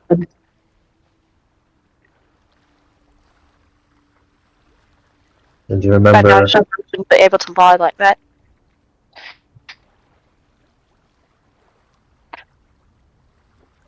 And do you remember how it seemed like the void promises itself to do any number of things to depending on what the individual person is searching for.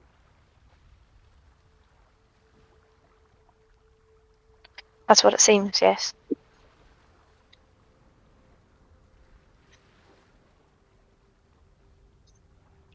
Perhaps you and the professor will find more nuance to it than this, but from what I have seen and cataloged and recognized, it seems like the void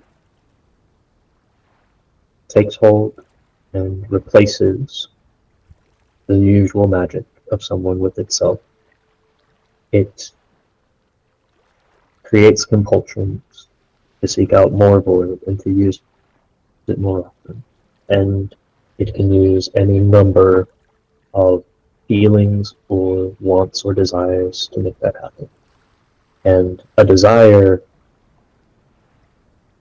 to defeat it is still a desire it can work with, so long as it can get you to believe that you know better, or that you are more resilient and have a greater will than every other person before.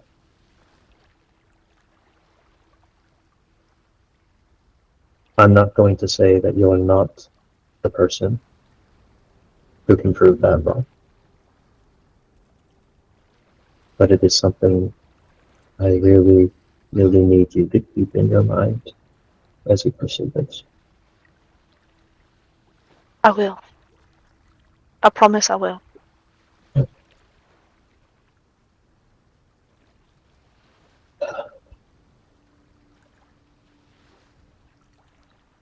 It's all right. I would like a little bit of privacy in my room, please.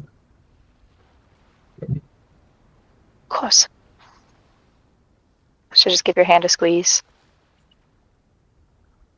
I'll be with Reverie. And just so you know, you're amazing, Joe. You really are. You're amazing too, Naruto. I should give you a kiss on the cheek and leave you to your room. Naruto was so emotionally exhausted right now. This was supposed to be the cool, fun episode, guys. I'm having a great time. Joe's happy with what he has wrought. I didn't even do much. Mhm. You don't have to. Put the seeds in front of us. You gave us 9 days. Yeah. Yeah, I don't know what you were expecting. Hey, 9 more days of downtime I- for us to do the nonsense. I remember that there were requests to mess around with some more downtime in this campaign, so Well, This is we are what you get. using it effectively. You are. Is that what we call this? I mean, listen, It's Willa, effective at something. Willa, butter, and biscuits were effectively- all name dropped, so I'm fine. I'm That's having a true. good time. It's also effective at making all of us just existential dread. Back.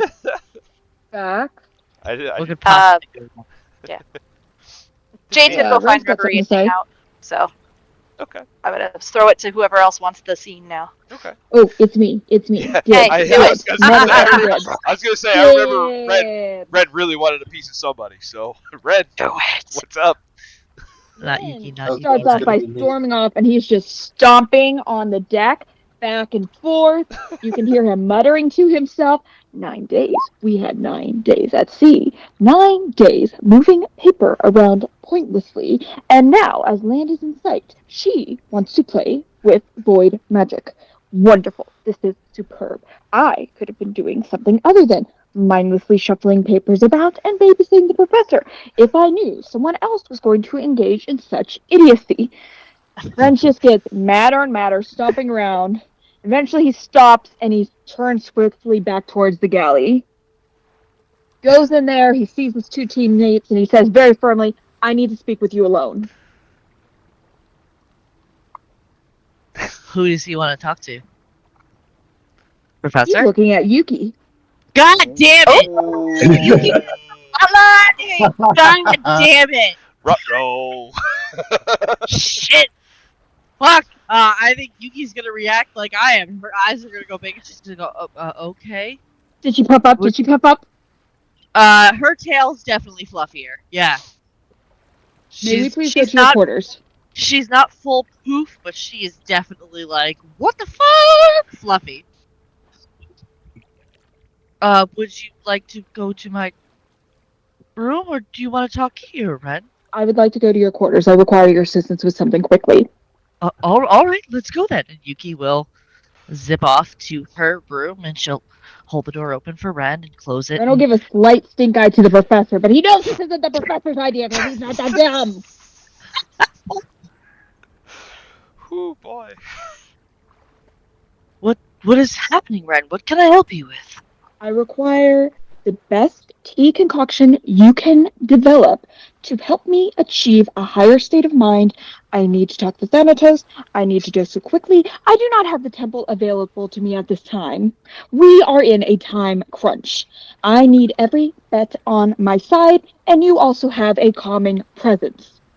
Sure. Happy to help. Yuki will go over and she'll start rooting through her teas. She will. Let me look through what I have. I think she's going to make a brew.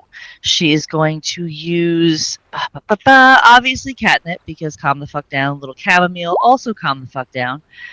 She's going to use. Let me make sure.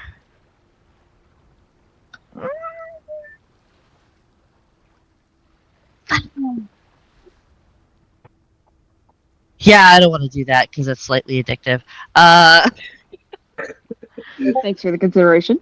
Yeah, I was like, do we want to roll the dice on this? Do we want to? Nah, no, we won't. She is going to grab some morning berry, which is relaxing and soothing. It's a mild depressant because Ren's a little fucking torqued up right now and needs to calm the fuck down. I don't really have anything other than the one's a little addictive that enhances magic, but we're not going to do that. Do it. All right, Do done. it. Done. She's go. at last minute. She's going to add half of Dragon's Blood, which enhances magical ability. So she's going to make that all into a tea. She'll throw some lavender in there as well, a little extra calm the fuck down, and exactly. She'll make this tea, and as she's doing so, Yuki is going to start purring, but she'll have Ren kind of sit and just. She has like a area in her floor that she has set for meditations with some pillows and some calming stuff. Little incense burner lit. She'll light that. Nice light incense, nothing heavy and cloying. And as Yuki is making this tea, she'll start to purr, and she'll also start to hum. Very low, very quiet, almost holy sounding. Just this quiet humming to just calm everything down. And while she's making her tea, everything will be fine. And she's going to do that and make her tea. And she'll sit and she'll give to, as I'm like trying to talk calm, the cats are fighting. So she'll give, May. fucking, it was sassy. It wasn't even May. May's fucking sleeping in the other room like a fat ass. So she'll give Ren this tea and she'll say, all right, this tea will promote calmness. It should enhance your magical connection to Thanatos. And also soothe and calm some of those nerves and anxieties it seems like you might have. And she will offer you the tea. Ren's eyes glint a little bit. I apologize for being so demanding. The morning's events have left me somewhat concerned. Char Char, by the way, is also curled up on Ren's lap, just purring away. He's like, Sweet. oh, we're purring now? Everybody's purring. Let's go purr. This is great. All of the purring. Of course, it was very sudden to hear Jade's decision about working with void magic. I was taken aback as well. I was not prepared. I want to see what else could be done to offer additional safeguards when it was only the professor experimenting. Despite my misgivings, I do trust him to an extent to know where he stands and what he is doing. Jade will become overwhelmed with sympathy for whatever entities speak to her. I'm very worried about her falling in completely. Yes, I do remember what happened with Rakamira. With every entity we've met, she has felt sympathy, which is an admirable quality. However, if she is getting into the deep of messing with this magic, she opens herself too much, she will be in danger. I want to at And least there. see if I can find some help. All right. I will stay whilst, if that is all right with you. Please Well, do, I would prefer it. Absolutely. And Yuki will continue the purring. She'll continue the humming. If it were Katinka, she would play lightly on her gong. Just all of the zen, all of the calm, all of just the relaxing vibe to help ease Ren's connection to Thanatos. Ren is doing his very best to let go of all of his emotions, to clear his mind, so he can commune with the god, even though there's a very loud part of him going, we do not approach the god. That is not how this works. We do not go seeking out the god of death. And the other part of Ren's like, we do not have a choice. We require more assistance. We are going to ask more things of our god. We do not do that either. Well, we need to do that today. So Ren's having internal conflicts too. This is not ideal for him. But he's trying his best to calm down and seek out his God and ask for things because he never fucking asks for anything for himself. He'll take on anything he can for himself. But these idiots around him, he's worried about his idiots now. Okay. I mean, yeah. First of all, Yugi, I need you to make me a wisdom check with advantage and add Okay. proficiency.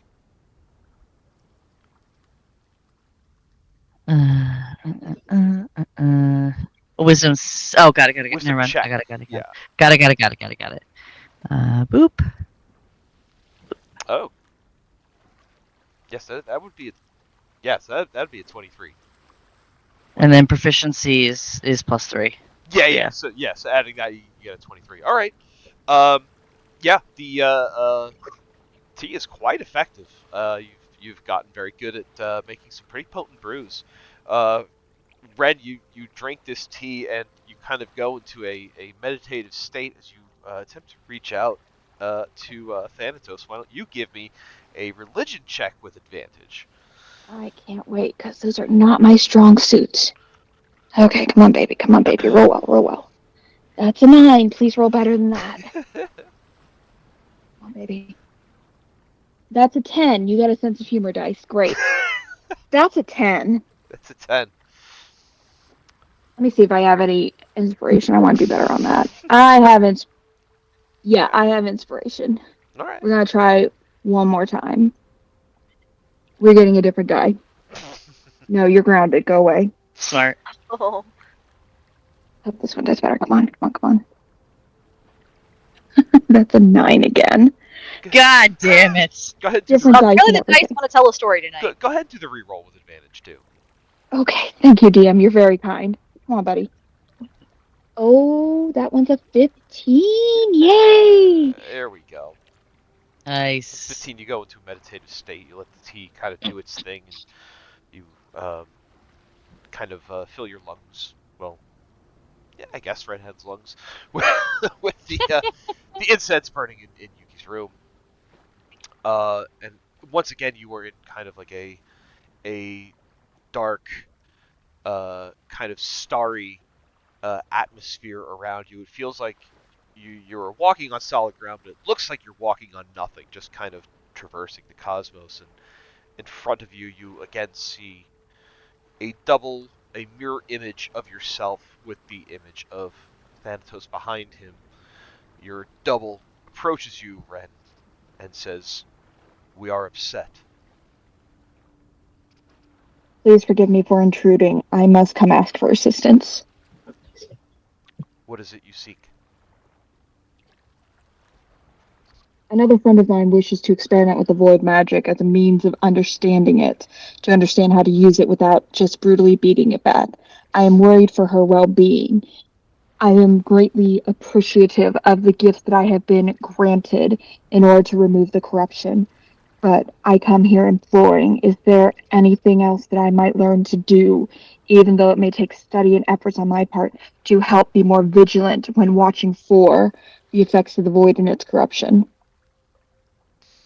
See the mirror image of yourself turns back to Thanatos, and Thanatos just lets out a kind of breathless sigh, and it kind of drags on for a moment.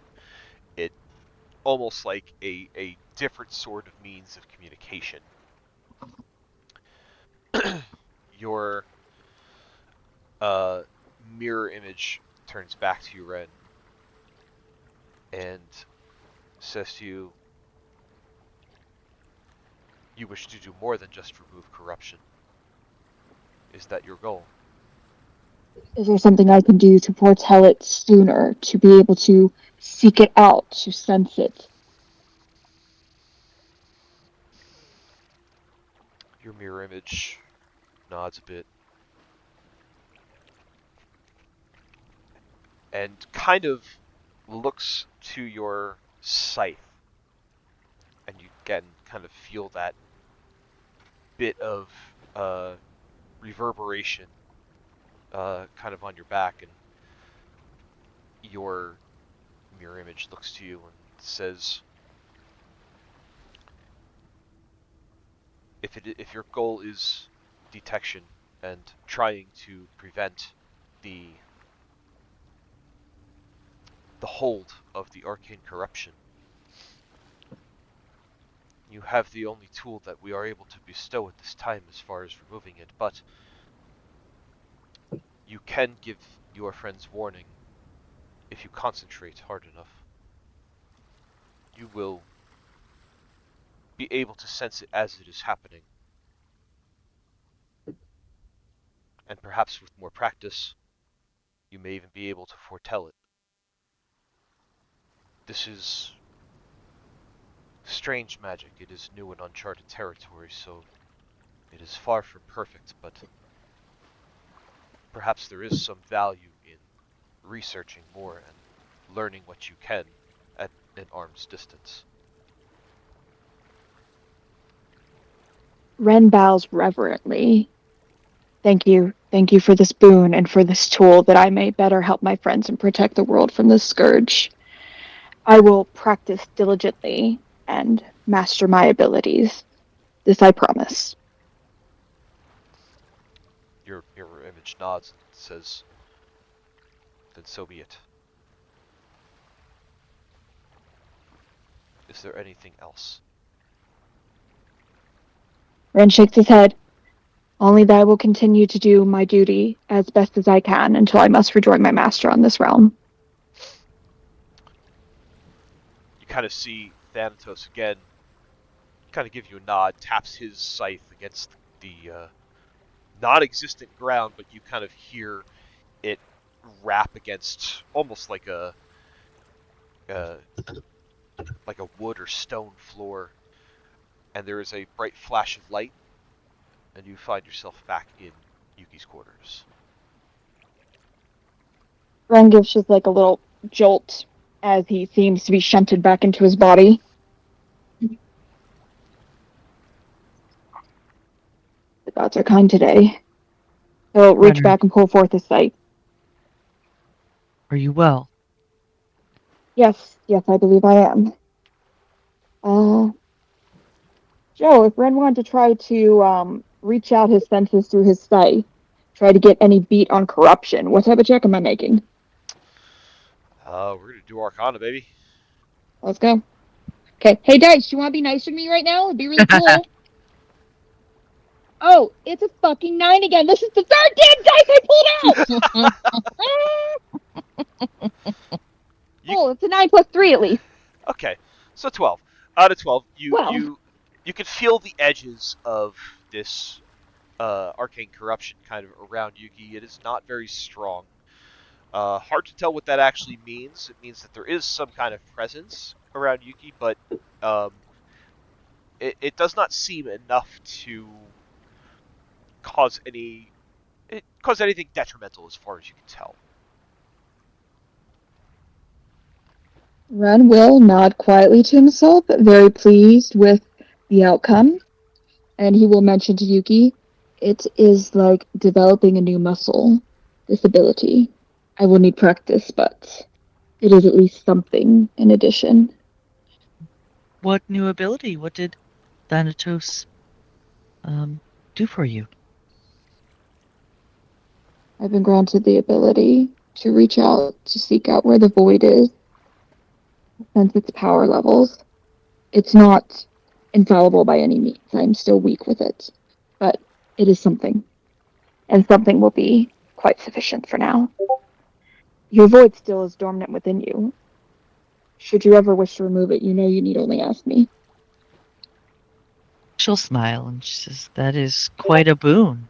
And yes, I am aware, and should it become a burden, I will seek you out most efficiently. But for now, it serves me, not the other way around. That is a promising thing.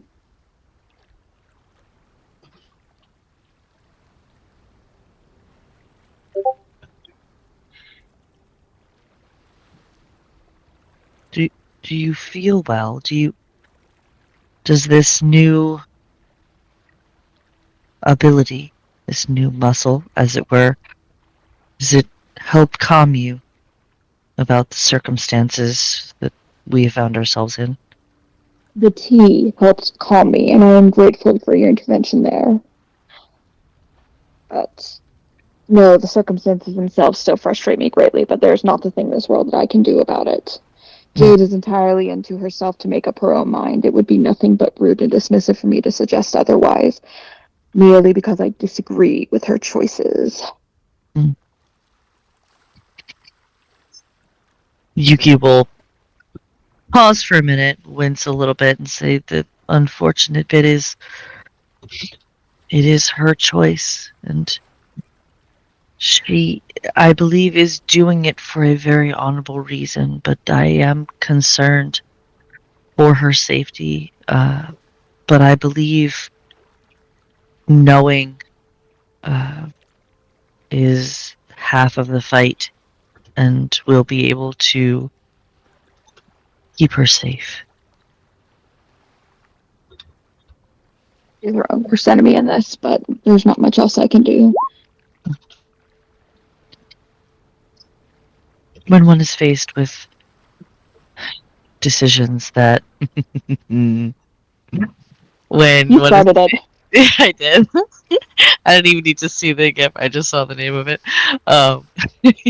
Sorry, there's no focus here.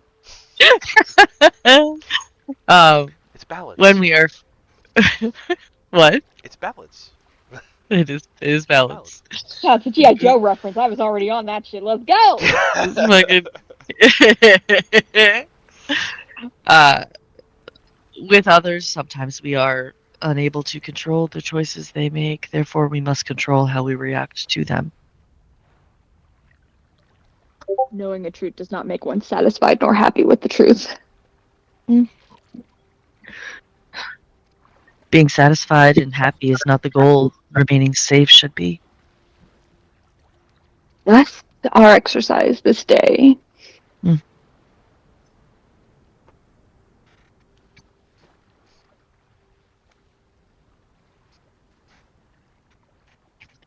I will make sure that I have additional packs of this tea prepared for you should you need meet with Thanatos again, or just a reprieve from your aggravation.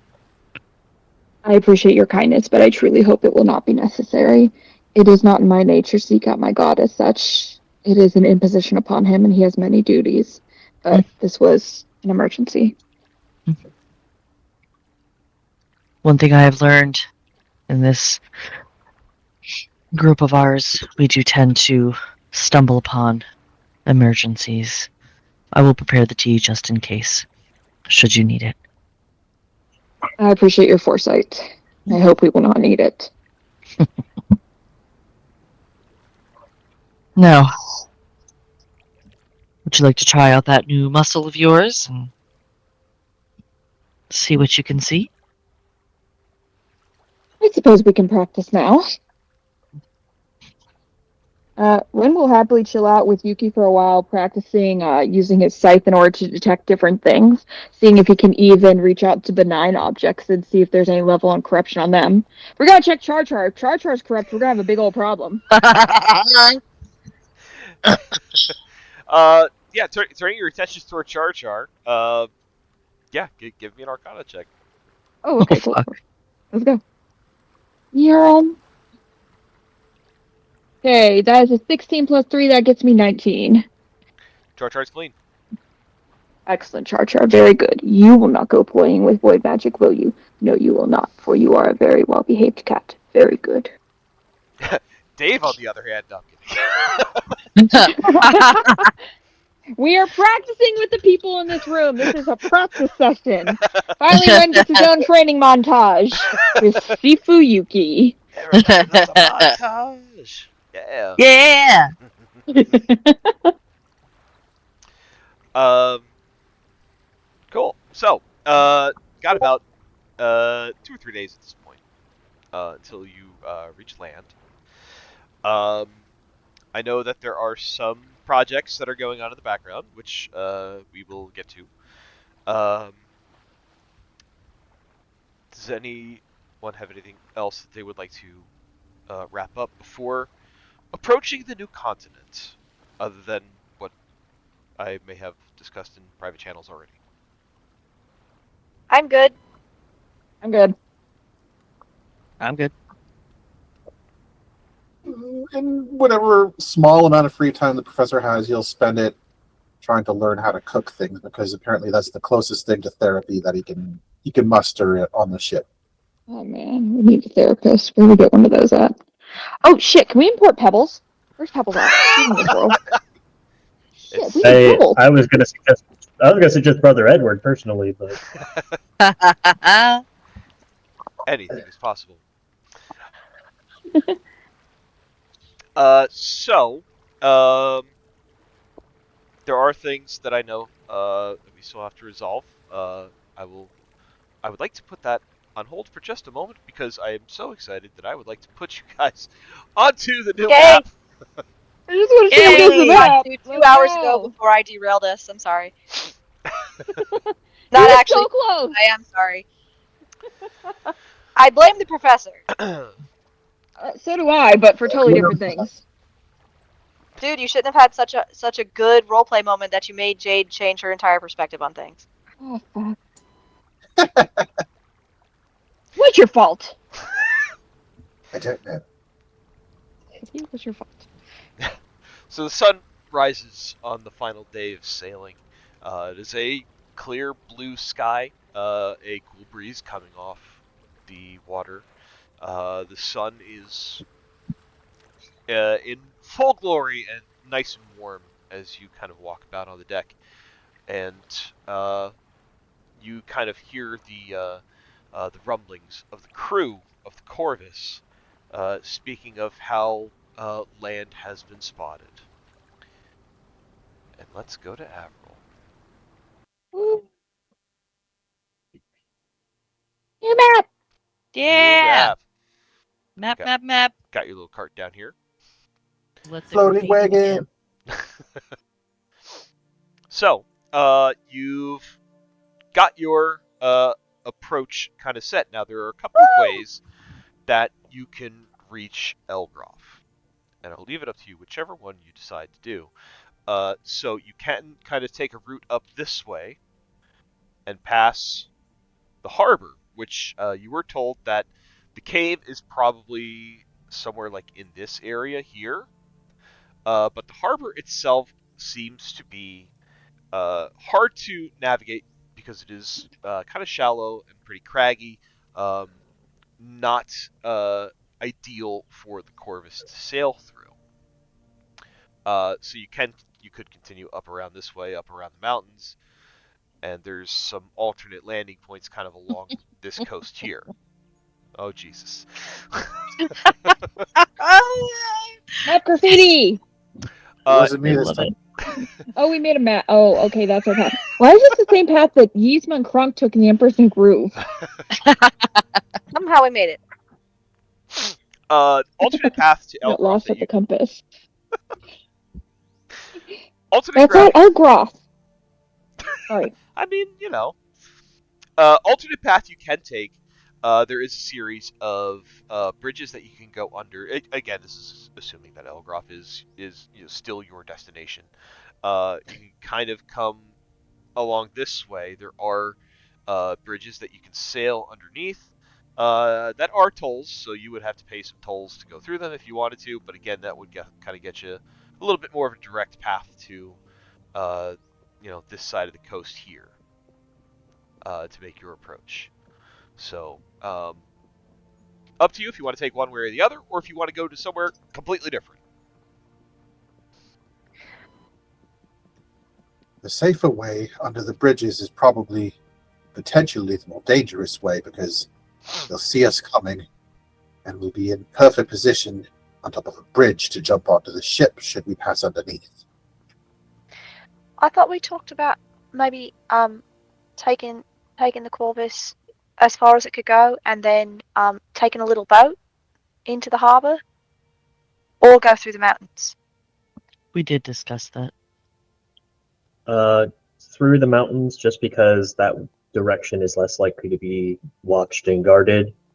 And I agree with Professor avoiding the bridges. Less so I'm worried about tolls or being jumped, and more just being spotted in general, and losing our element of surprise. So do we want to sail like right and around, like past the wild pines and up? Yeah, like that is not what I. There we go. Yeah, Yeah, up so this up way. that way, and then around to the mountains, and kind of go in through that. It's not going to be a terribly longer trip than it would be going up through the straits and through the bridges anyhow. So It would add like another day if you were to go that long way around. yeah, not too bad. The goal is to come across as few people as possible before we get to the hideout and start removing people from Start removing. This might be a dumb suggestion, but I'm going to throw it out there anyway, just in case. If we go up around that way, through the wild pines, towards the mountains, what if we sent the Corvus up around so it made it look like we were going up through the mountains, but then we took a little boat in while the Corvus kept sailing? Or would that be too much? I think you're onto something. Bait and switch. Because they know what our ship looks like. But if we, like in the middle of the night, we wait and time it right, we could lower one of the small boats as we pass by and try to sail in through the harbour, and then let the Corvus keep sailing up past us. The one thing I don't like is that if they do take the bait and assume that we're on board the Corvus, and they attack the Corvus while we're not here, we're probably going to destroy it, and all the people aboard it. Oh yeah, I didn't think of that. I guess I was assuming they would notice that we're not there too late, and then they would just leave it. Well, they would probably attack and then take prisoners and question them to find out where we were, and then we still lose the ship in that case. But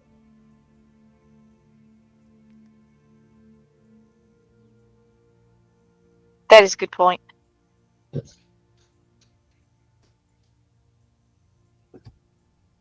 I would rather keep it simple and just take the whole ship around towards the mountainside, and then maybe we can have the Corvus head in a westerly direction from there while we head on, but still with the plan for them to come back and meet us after a set amount of time.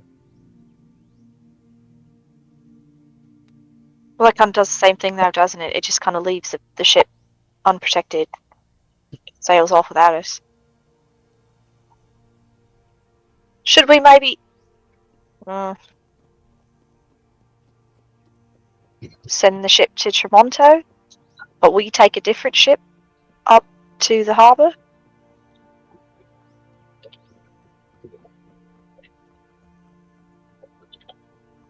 Or we just go to the mountains? I don't want to overcomplicate things. I say we make use of the ship's speed, make for our drop-off point in the mountains, and then just head straight into the belly of the beast.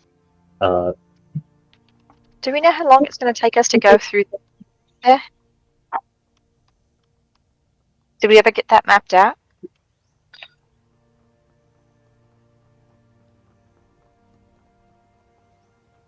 Joe? I'm sorry, could you repeat the question? Did we ever figure out how long it would take us if we go through the mountains to get to Elgroff? Because if the ship we can't take the ship with us through the mountains, so it's going to have to be by itself. Well, it depends on where you want to land, really. Obviously, the further away from Elgroff you are, the more time it will take for you to get there. But so like the most direct would be to try to go through Sears Harbor. The cave was sighted somewhere like in this area here. You could also come from the other Oh, so side, it's on that and side. yeah, and kind of where this arrow is about where a back entrance may be located. Honestly, just going off of the mileage, it wouldn't be more like a day would be the most it would take to find that entrance and get inside. So just sail around to the middle bit and go from there. Is everyone okay with that? Seems acceptable. Okay. I think it's a good use of time and our smartest bet.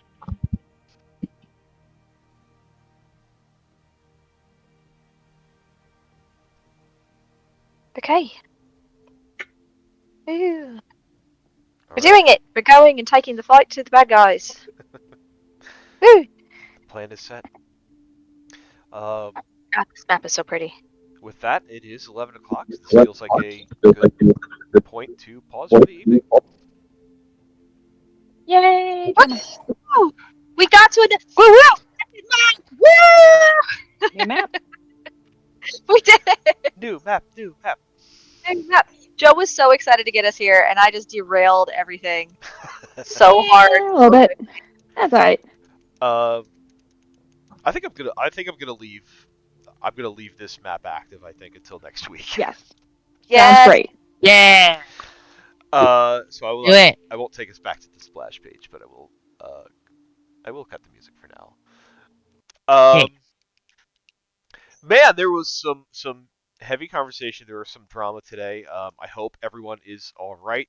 So I will do a quick wellness check on y'all, and please, if anyone is feeling, uncomfortable Motions. or a certain type of way of emotions, please let me know. Everyone's annoyed at Jade. Fine. Yuki's not Everyone has annoyed. emotions. She's worried. She's not annoyed. She's worried. Yuki is worried about keeping you safe. She's not annoyed with Jade. No, that's She's Jade! she's concerned for her. She did. But I think as far as inspiration goes, I am absolutely giving one to Ren tonight. Woo! Because Oh yeah. man, Absolutely. Absolutely. Ren brought the fire, man. Oh yeah. Yeah, I did. Big mad. He I was haven't- big mad. I haven't seen Ren or Suzanne in that are worked up so much in a while. Hey, look, we Was got awful. something new. That was amazing. I love it. I I will take other nominations, but I'm also considering Naruko for one because that whole Yeah. speech with "I've got a bullet," holy fuck! That was Yeah. beautiful. Yeah, that was like in Kill That my was heart. baby. amazing. Oh, that in my heart that was so hot. Yeah. That was amazing. But I mean, everyone, fuck, man. Do it. I will accept kudos. Naruko is full up on inspiration though, so Wow. Makes gonna it go. easier. Maybe not. I know I put it in the chat, but I do also want to like just say in that conversation, I loved like at the end when Naruko was like, "Ah," Professor was like, "Well," Well, like that quiet little "well," it just killed me. I was like Yeah. cackling over here. It was amazing. I liked Professor having to constantly repeat his filing system. yes. That was funny. Also, like the whole when Jade and Reverie came to talk to him, did not ask how he was, and as soon as Ren was there, it's like, oh, are they also here to ask after you? And he's like, no, they haven't asked me how I'm doing at all. They had a question. That was a good moment. That was good. Yuki was doing good, keeping the balance. Shit. Fucking trying, man. Y'all getting big mad. A little bit. Ren got big mad. I didn't get big mad. Yeah. Yeah. I knew Red was going to Professor get making mad. biscuits. Professor making Willa biscuits. That was cute. Love some Willa biscuits. Yeah, this was a heavy roleplay session. I think, if you're not full up on inspiration, just take one, please. Take Yay! I have Yeah. none. I have 0. I used one on biscuits. That's very Huh? important. I As, used one on as you biscuits. should. Yeah, Those you are should your have. biscuit inspiration. Mm-hmm. Biscuration. Inspiration. Listen, biscuits are very important. You got to make sure that you do everything right. Neville's making his Neville face Yes. when he's like, I have plans. It's just like Naruko asking some starter questions of Jade. So like, have you thought about this or this? And she's like, No. oh no, I haven't. And like, and this is why I feel the way I do. Fine. Get Fair. it. Look, We're thinking now. everyone needs to know right now if you don't already. Jade is not a smart character, guys. She's fine. She's fine. She is well intended. I love it. And she's going to make the worst decisions possible of every opportunity that arises from it. Not the stupid decision, but the worst one that goes with the things that need to happen. That's what's going to happen. And also, this is a player perspective was going, fuck, Professor just said a thing that Jade now has to react to. Well, Joe finally gets his second person who uses void magic. I'm not a smart man,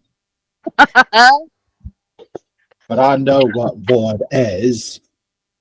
Just fucking up my relationship with Darko. A little bit. Good luck with that. We're 16. Obviously, the first people we like are the ones we're going to stay with forever. Clearly. Even when they're married to another person. And we can be polyamorous. It's just a piece of Just paper. It's fine. engaged. Nothing I mean, to unpack there. First of all, if Marcus is a top, this is exactly what this relationship needs. Hello, I'm Marcus. This is my wife Naruko, and that's Naruko's girlfriend Jade. Hello. Very Oh, progressive. nice to meet you. Yep. Sister wives Pelinum. That's at that point. It's just polyamory. It It's is. just everybody get down with the Marcus. This is my emotional support girlfriend. Mhm. Bye.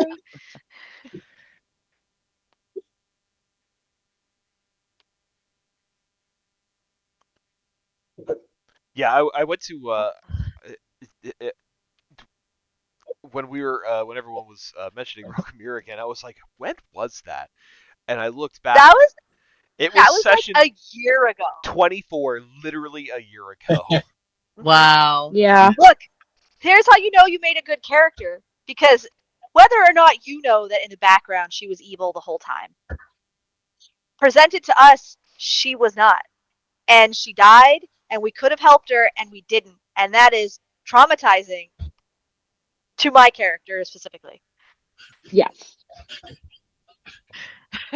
I love that character and that these characters got to meet her. All of the dynamic characters that I make are met with mean girl sass. Oh, excuse me. Almost all of Joe's villains are exclusively met with sass. Are you kidding? That is true.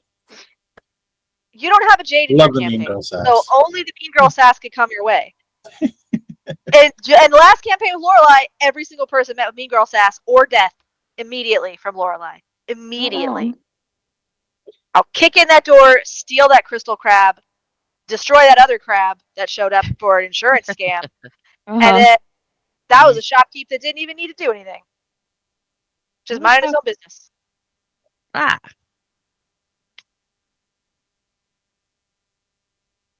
I'm fine. Uh-huh. Look, Honestly, it's fine. That's it. I made that. What was that, Neville? I mean, it's fine if the stress keeps piling up high enough for Naruto. Eventually, she's going to start going into that mad scientist supervillain mode, where it's like, if I could just invent enough things, we could solve all of this. I'm going to put you all in boxes, and I'll have robot companions. They won't be corrupted by the void. They'll listen to me. Then it Well, that's turns a out healthy robot plan. companions are even more susceptible to the void. They're vulnerable to it. Oh my god, That's Sucks your circuits. is this Oh, it's Naruto's Skynet. Lovely. Taroko's villain arc. is this Naruto's villain arc where she becomes the big bad of the next campaign? It's very Ultron. It's very Age of Ultron thinking. We'll just have robots to protect I everybody. I Keep must- everyone There's safe. no way, I guys. must have we've been everybody playing this safe game. by force. That's a very Lorelai thing to do. Need more You have to cannons! help learn how to do that. Guys, we've been playing this game for a year. Woo! Professor has not yet gone to the dark side. Jade's gonna be fine, probably. Yeah, No. sure she will. She'll be fine, Nice. probably. Mhm. She'll probably be fine. Everyone is so immediately concerned that Jade is like, oh fuck, I gotta go talk to my god right now because that's gonna happen. Day one, Yeah. she's gonna reach out to the void, and day one, she's gone. It's done. She's dead. And referee's like, you'll be fine. I gotta tell you, yeah, all the conversations that you guys have had today have, in my head, made me like change direction on some of the things that I was thinking I was going to do. At least no less than 3 times. Wow. So I'm like, Good. Don't worry, we'll figure it out. Glad we could turn your world upside down. Mm-hmm. Good help. hey, that's what this is all That's about. the best. That's the best part as a DM. Mm-hmm. Left field. Live for left field. I want to take all the books off the shelves because I don't know what the fuck's going on. Oh, we are beyond books at this point. Yeah, I am making shit up. I have Yeah. the books. Yeah, We really. have gone to every library in existence, and we've read all the books, and now we're making our own books, Professor. we, we, we, we really are making shit up as we go along at this point, and by we I mean me. That's okay. So are we. It's great. Hey, ADD moment. Speaking of books, if anyone likes Teenage Mutant Ninja Turtles, there is a good bundle of graphic novels on Humble Bundle right now. Humble Joe's Bundle. eyes just like lit up. So What's a Dude, it's a humble whole bunch. Bundle. Humble Bundle is a really cool website where they package together different deals. You can download them all together, pay what you want for them more or less, and it'll donate part of the proceeds to charity. Oh, that's cool. Oh, that's So it cool. I had, got a bunch of D&D stuff off of that one time. for sure, it had 16 of the big graphic novels, like the omnibuses for TMNT. I think they're Nice. following the Ronin arc too, which is Yeah, Ronan's in Yeah. there too. They're making a live action Last Ronin, I think. I don't blame them for it. It's good. but Dude. Yeah. I haven't read it yet. I still I need know to read it, it. but I know it's good.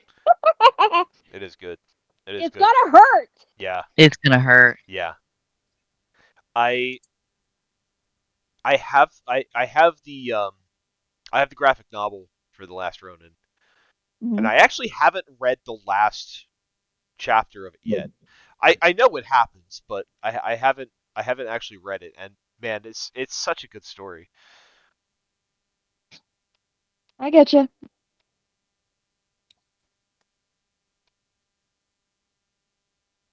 Yeah, sorry to derail us. We just mentioned books. I was like, oh, right, this is where we talk about You're Out of the fine. Shadows. That means there's people here that like turtles. I should tell them about the turtle deal. That was a good deal. Amazing. So how should we sign off this recording? Penis.